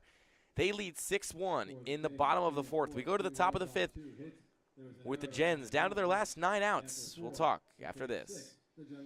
Hi, my name is Dr. Philip Glassner. I'm a hip and knee replacement specialist at Mid-Jersey Orthopedics. We're a multi-specialty orthopedic practice with offices in Flemington, Bridgewater, and Washington, New Jersey. We have 18 fellowship-trained specialists to take care of you from your neck down to your toes. We offer conservative management such as bracing, therapy, and injections through surgical interventions as well. Our goal is to keep you active and healthy and get you back in the game. We also offer on-site digital x-ray as well as MRI. We have evening and Saturday morning office hours to assist with convenient appointment times, as well as having walk-in appointments available. Call us or visit our website at midjerseyorthopedics.com so we can help you to live life better.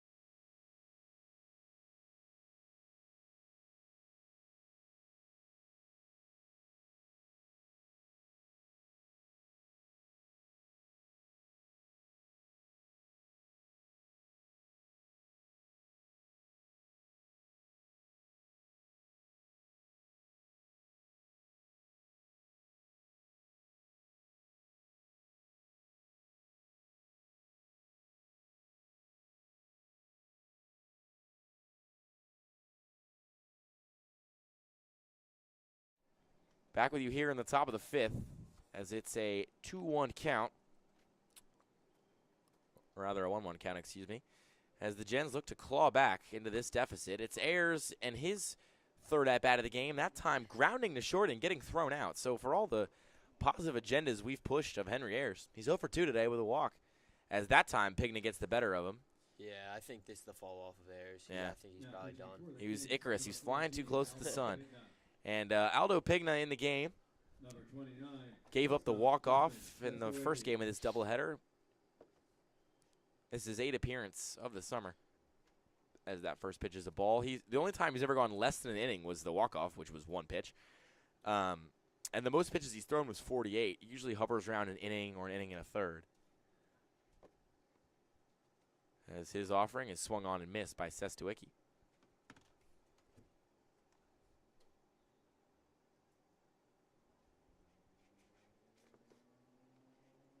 Pigna comes set. 1-1. And fires. Chopped back to the mound. Pigna gloves it, turns, and throws down to first in a line and on time. And retired is Sestuicki. There's 2 away quickly here in the top of the fifth. Second baseman, Nick Tomasetto.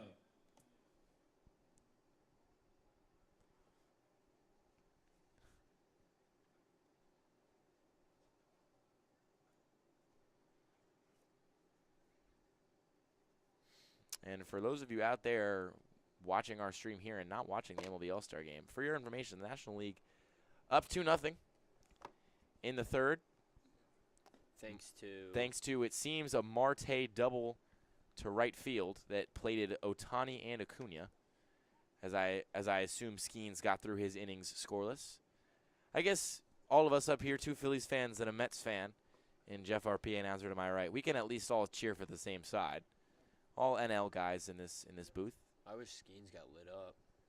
You wish Skeens got lit up? Not a big Skeens guy? No, I am a big Skeens guy, but I'm a bigger Wheeler guy. That makes sense. I think at this point, the stuff I saw was that Wheeler didn't really want to play. He was just kind of like, I don't really care. It's the All-Star game Yeah, he's him. at that point. There's a really good article in The Athletic a couple weeks ago about how Wheeler's like just kind of like a dad that happens to play baseball. That one's grounded up the middle. And gloved by Anzilla, Hey. throwing over to first, but pulling off the bag diffly. As Tomasetto will get there safely. A little bit, I agree, that was like a hey kind of throw, but that just dragged diffly off the bag. But, yeah, I mean, yeah, Wheeler seems like just a chill guy. Just kind of plays baseball. Doesn't really, he just plays baseball. It's not like do or die death for him. He's going to let the young guns go ahead and get the All-Star start. Hey, man, at least he got in. Sanchez and Ranger Suarez didn't get in. That's also which was unbelievable. pretty awful. Yeah, the NL has given up just one hit so far. Skeens won a scoreless inning. Kershaw won a scoreless 2/3. Jay Adam, I have no idea who that is, to be completely honest, won a scoreless third. And Logan Webb gave up a hit in the top of the third. Yeah, I have no idea who that is. Jay Adam. Let's see. He's probably plays for one of those teams that let a guy in. Jason Adam, relief pitcher on the Padres. Never heard of him, but he's got a 1.7 ERA this summer. There you go. So, to shout out all the Padres fans out there, I guess. 2-0 count here to Ploppert with Tomasetto on first. He's you guys one are for tuning in from San Diego. Yeah. I just want to say thank you. Yeah, exactly. All our loyal listeners out there in Southern California, thank you for tapping in while we discovered the name of one of your All-Stars. As Ploppert fouls that one off to make it a 2-1 count. Yeah, the All-Star Game's going to be in Philly next year, which is pretty cool. All right. It's it's like whatever the bicentennial plus 50 years is, 2-0, check swing. Gets away from Longo and hustling over to second is Tomasetto with the urging on of his coach Mike Coryell, who screamed go, go, go, go, go as soon as that ball got past Longo. So it should be pretty cool to have the All-Star Game in Philly. I think it was in Philly when either before, maybe around when you were born or a little bit before. I think when they just built Citizens Bank, it was in Philly. But I think it's been a while. So it should be cool to have it. 250 years since our country was founded. Lots of stuff going on in Philadelphia next summer. 3-1. Dropped in there for a called strike. I know I'm going to do whatever I possibly can to be one of those kids that runs around the outfield and catches balls during the home run derby. Yeah, what are the qualifications? I don't know. That looks really fun. 3-2 swing and a miss. And the side is retired. Pigna gets out of the inning with just one hit given up and no runs plated. South Jersey leads 6-1 over the Generals as we head to the bottom of the fifth inning after this. Hi, my name is Dr. Philip Glassner. I'm a hip and knee replacement specialist at Mid-Jersey Orthopedics. We're a multi-specialty orthopedic practice with offices in Flemington, Bridgewater, and Washington, New Jersey. We have 18 fellowship-trained specialists to take care of you from your neck down to your toes. We offer conservative management such as bracing, therapy, and injections through surgical interventions as well. Our goal is to keep you active and healthy and get you back in the game. We also offer on-site digital x-ray as well as MRI. We have evening and Saturday morning office hours to assist with convenient appointment times as well as having walk-in appointments available. Call us or visit our website at midjerseyorthopedics.com so we can help you to live life better.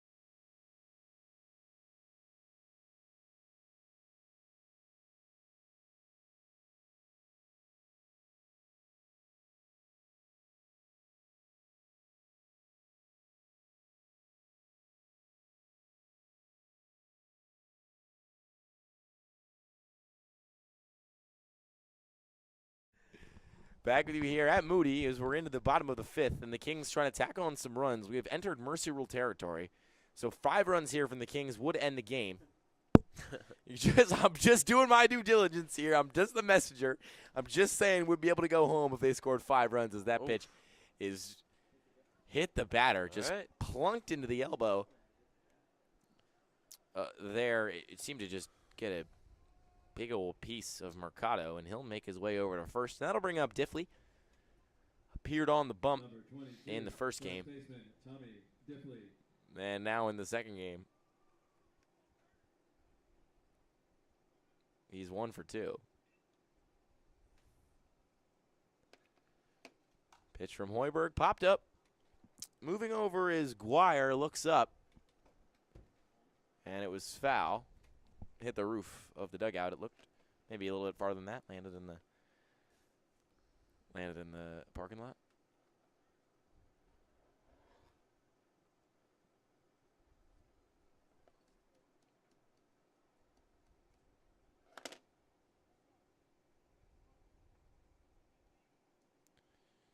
Oh, 1 count to Diffley with Mercado on first. Hoiberg's pitch. Hit high and hard down the right field line. That thing is carrying, and it is off the wall. Hits the Coriel tree service sign, and rounding third is Mercado. He'll steam in to a quick stop and dig his way back into the bag. So a stand-up double from Diffley. He got a nice piece of that one. Smoked off the bat and into the right field corner to put runners on second and third with nobody gone in the bottom of the 5th, and the Kings needing 5 runs to end it.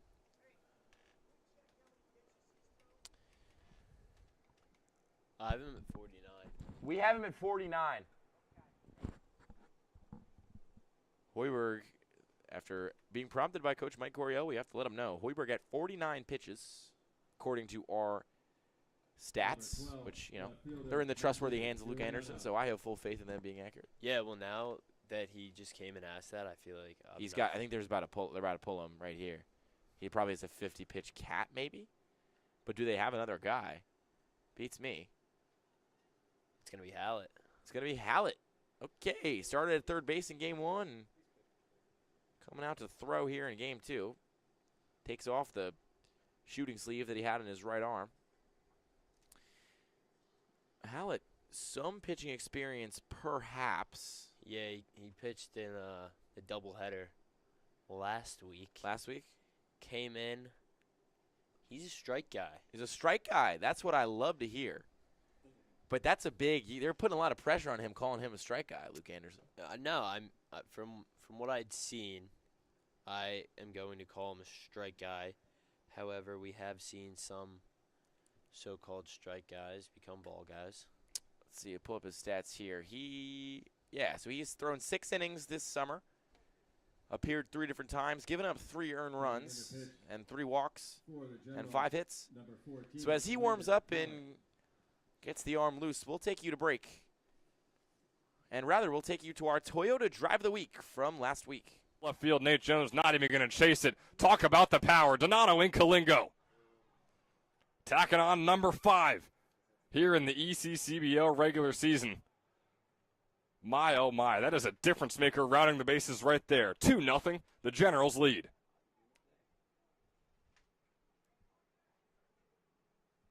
Talking his talk around the base path. Out into left field. Chased down by Jones. Is he going to get this one? No, instead it is gone once again. Donato and Kalingo. The first 2 home run day of the ECCBL season from anyone. My goodness, out of Penn State Abington. He has been unbelievable. Had 6 home runs this past spring, now has 6 on the summer, making short work of Graham Ross and this entire Mammoths team.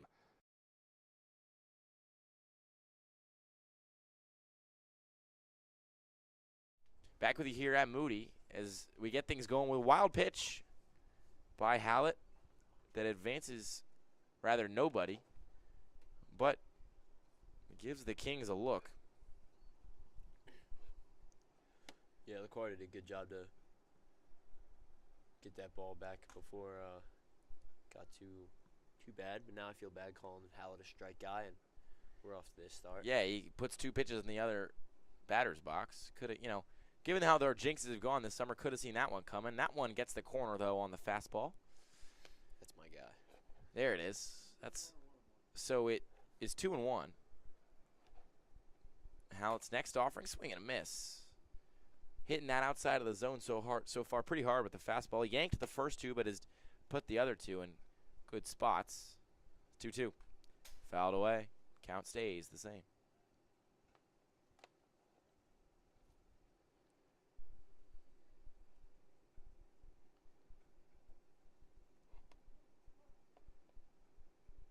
Two. Called. Strike 3. Got him on the foul tip. And Hallett, the first batter he sees, sure enough, Luke Anderson, strike guy. Throws 2 balls, then throws 3 straight strikes. And sits down Giuliano to flip the lineup card over and bring us to Jaden Raba at the top of the order. With runners on second and third, he sees the first pitch inside for a ball. And Hallett, definitely not one of those guys that like to take his time. He's got an internal clock, and that thing moves. Next pitch outside for a ball, 2-0.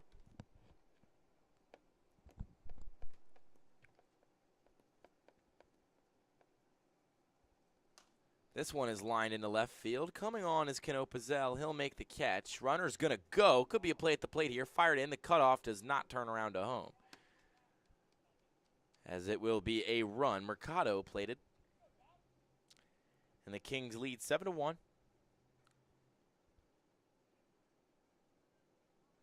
In the bottom of the 5th with 2 away. And a runner on second. Number 33, second baseman. This will bring up Dom Inzilla, making his appearance at second base in this one after starting behind the plate in game 1 of the doubleheader. He's 0 for 3 so far today. Tale of 2 games, with this being his 4th at-bat already. Swings hard on that one and misses.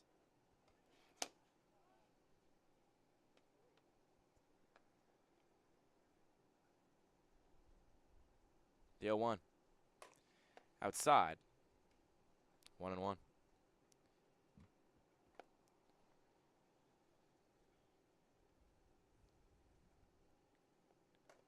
Swing and a miss on that one. It's 1-2.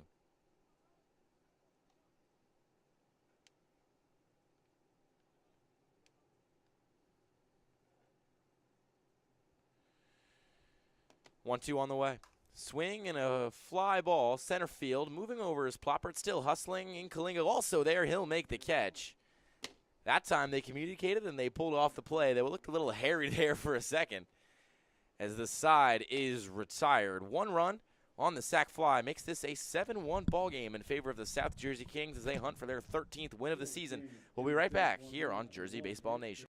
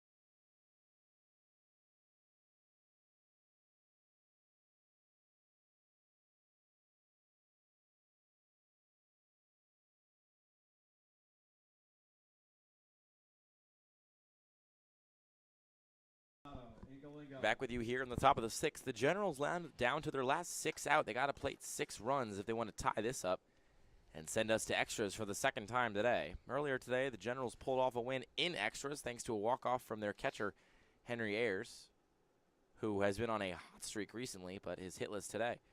Up to bat now is the power bat, Dominic Incalingo. He faced off against Aldo Pigna, fouled the first pitch back, and then watches the second one Missed the zone to the outside.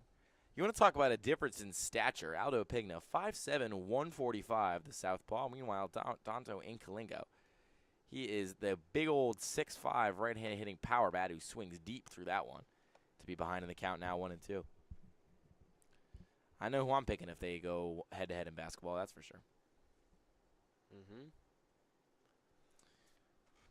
But, you know, it's not the size of the dog in the fight, as the 1-2 pitch just misses the outside corner. It's 2-2.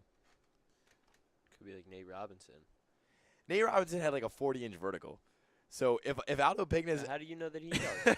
You know, you raise an excellent point. If Aldo Pigna can windmill dunk over a 7-footer, I'll change my opinion. 2-2 swing and a miss. He got him.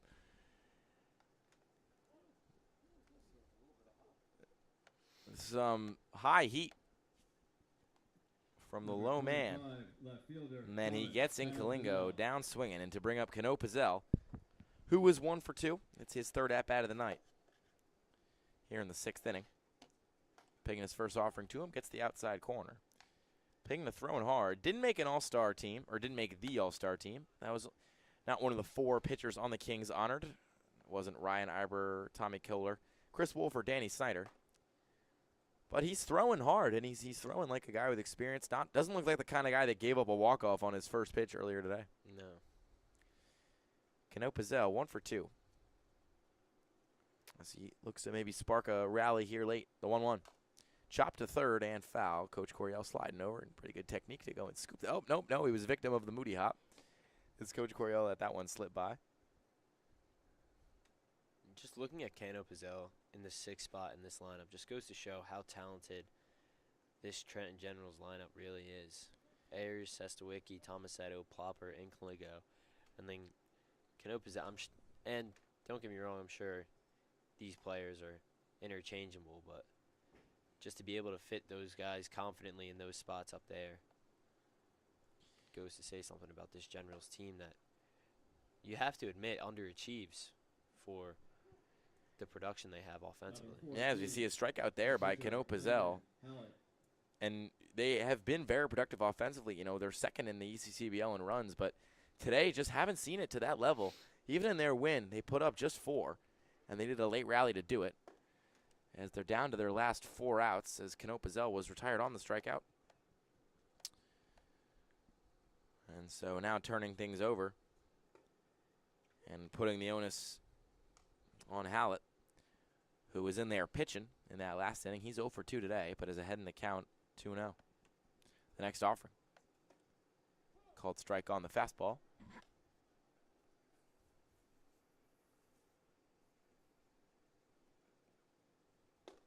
Swing and a miss there. It'll be 2-2.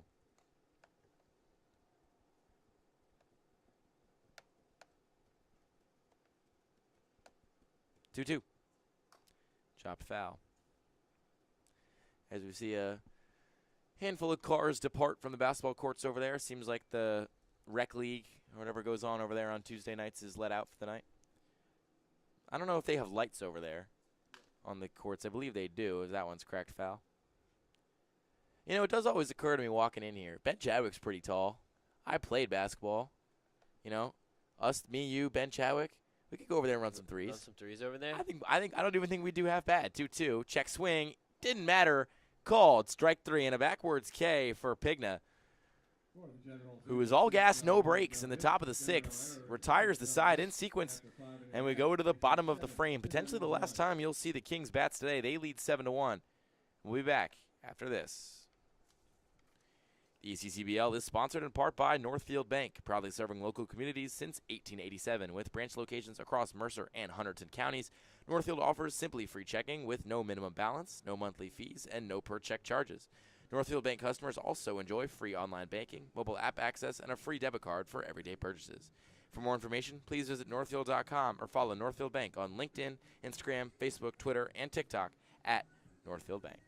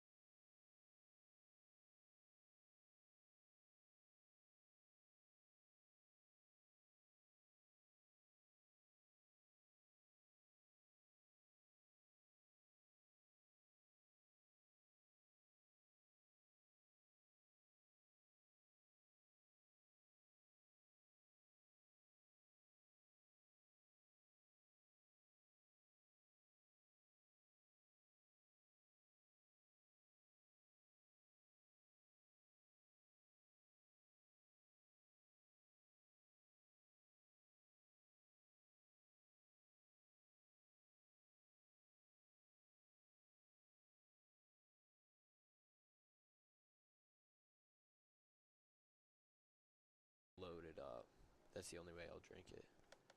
Back with you here at Moody Park as the first offering from Hallett is upstairs. And Schenk is going to get an at-bat here. He'll pinch hit, foul that one back to even up the count. Now 1-1. Andrew Schenk appeared as a pitcher earlier today. Went an inning and a third. His hitter hitting just 108 with 4 hits to his name this summer. He does have a double, but that's his only extra base hit. As he fouls that one back, it'll be 1-2.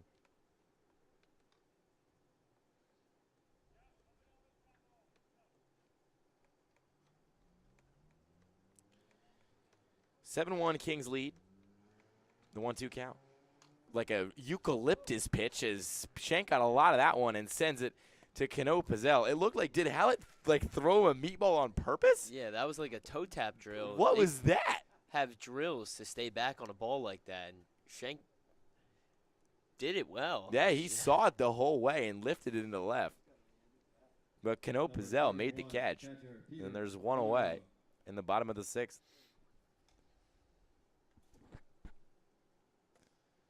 Another late night here at Moody Park.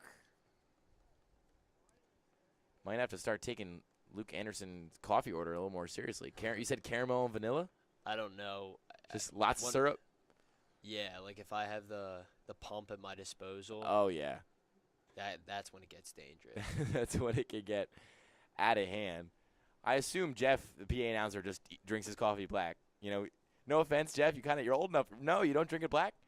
What does Jeff put in his coffee is the question of the night, Jeff.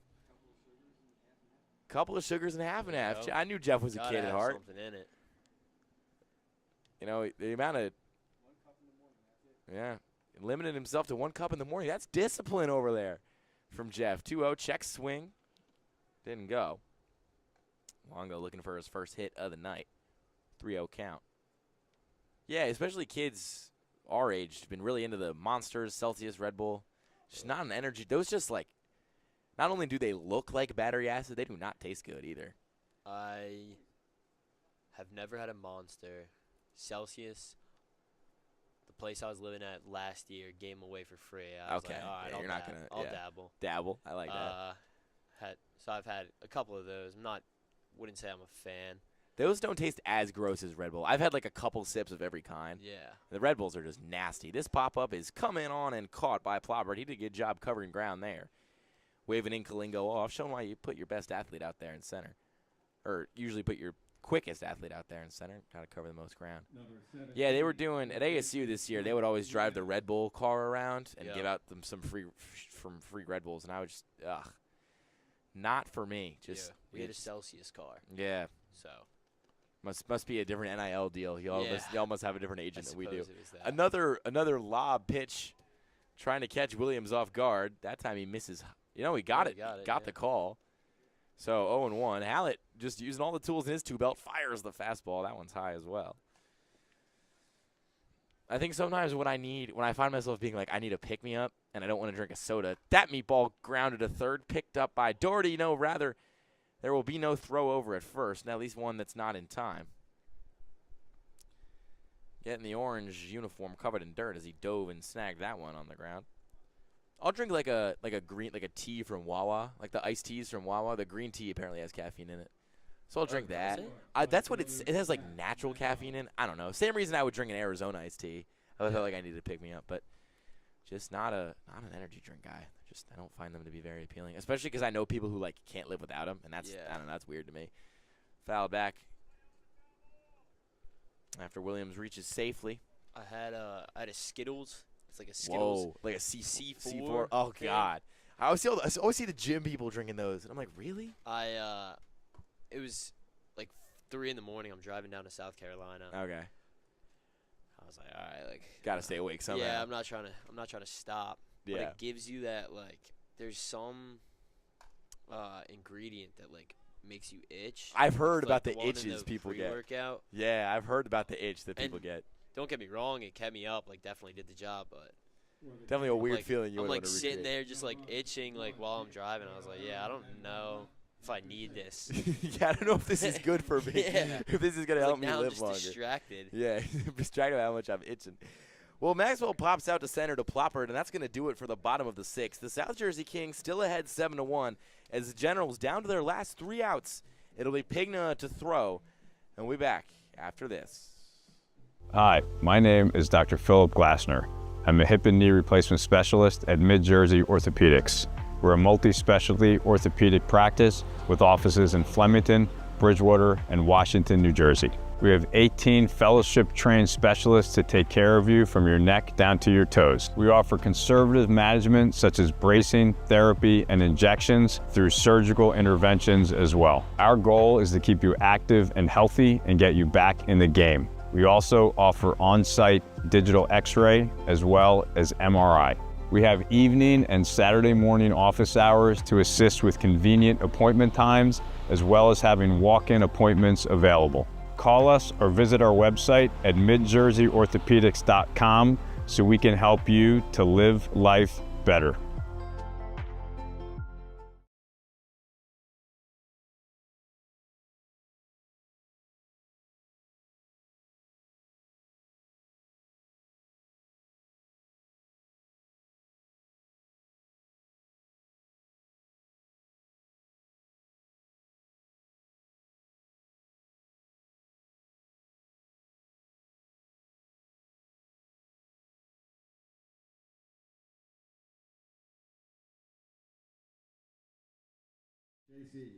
It'll be Jay-Z Licora to lead things off for the Generals, donning the number 7 as we're in the top of the 7th, and the South Jersey Kings have 7 runs, with the Generals just 1, as they need to make up 6 here over 3 outs to have any chance at taking this thing in extras, as that one's a called strike. Fastball got the inside corner of the zone. Pigna having a pretty strong night so far out there in the bump for the short southpaw.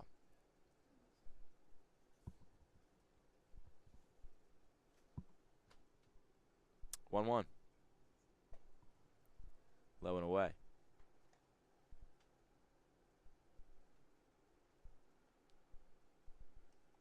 Two, 1. That one's low as well, so it's a 3-1 count. As J.C. Licora steps into the box. Fouls that one away to make this count full at 3-2.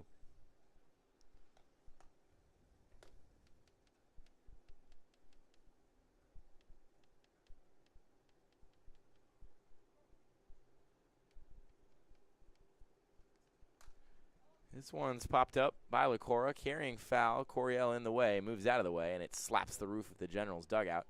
Does he get an out if it catches off the roof? Counts at big league dreams. Yeah, no, that should probably counts in banana ball too. Mercado jokingly lifting his arms, asking for the call. Hey, that would count. I don't know if you played wall ball when you were a kid, where you throw it off the wall, catch it on one hop. That's an out every time. That one's lined sharply into the gap, but going back as Maxwell shading to his right, he's there. And he makes the catch. So Licora is retired. And there's one away in the top of the 7th.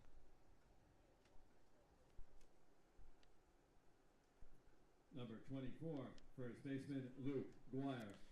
This will bring up Luke Guire, the ECCBL All-Star.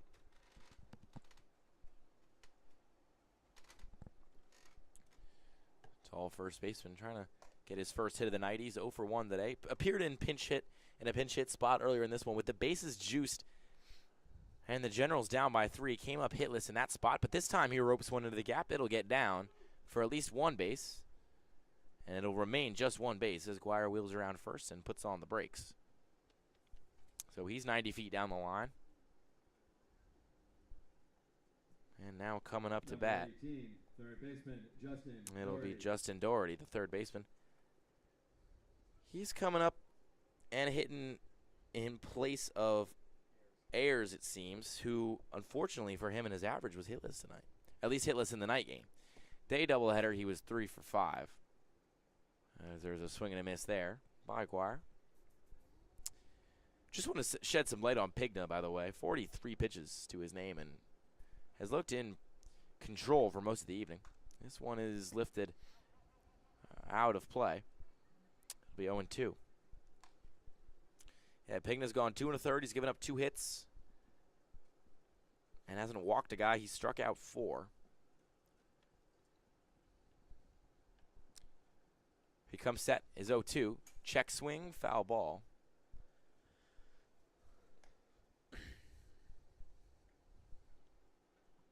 We've obviously seen some crazy things happen, but with a comfortable lead for the Kings, you gotta be hurting from that. Going in up 2, bottom of the 7th, and just letting it up, and you get your chance to reclaim the victory, and in extras don't get it done then. It's just, and it's such a tight battle here in the South Division. And You just Pigna can't afford that. gets Doherty with that one on the fastball low, painting corners like he's Picasso. Aldo Pigna has now Number 29, shortstop. brought the Justin Generals down to Sestawicki. their last out. So it's Sestawicki up. He had the game-tying triple in game 1. Swings hard at that one and sends it down the left field line. It'll be fair and drop inside the line. Rounding second is Guire. He'll get into third standing up. Sestawicki to second. And who's swinging the bat better than him right now? Not a lot of guys. No, he's definitely found something here today. He's putting the ball in the right spots. Number 36, He's just, second baseman. it's like a Nick beach ball that's out Tomasello. there to him right now. Seeing it so well. So this will bring up Tomasetto, as he is 1 for 3 on the day, looking for his second hit to keep this rally going. Pitch to him, curveball called strike.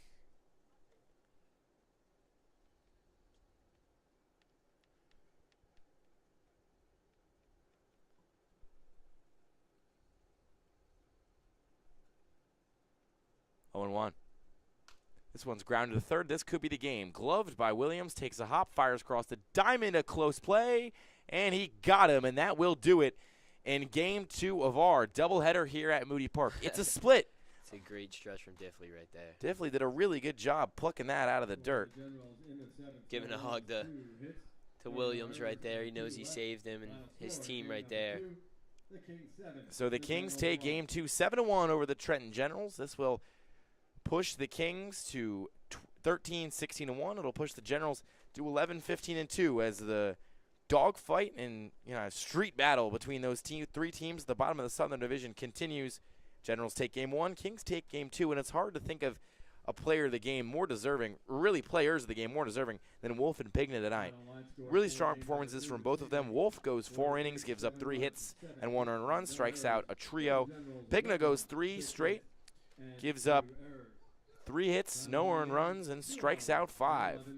Strong performances for both guys, and that's why they are our Toyota players of the game. Thank you, everybody, for tuning in to the live stream on Jersey Baseball Nation. For my partner, Luke Anderson, I am Luke Lemler. There will be a game tomorrow. We'll be back with you then.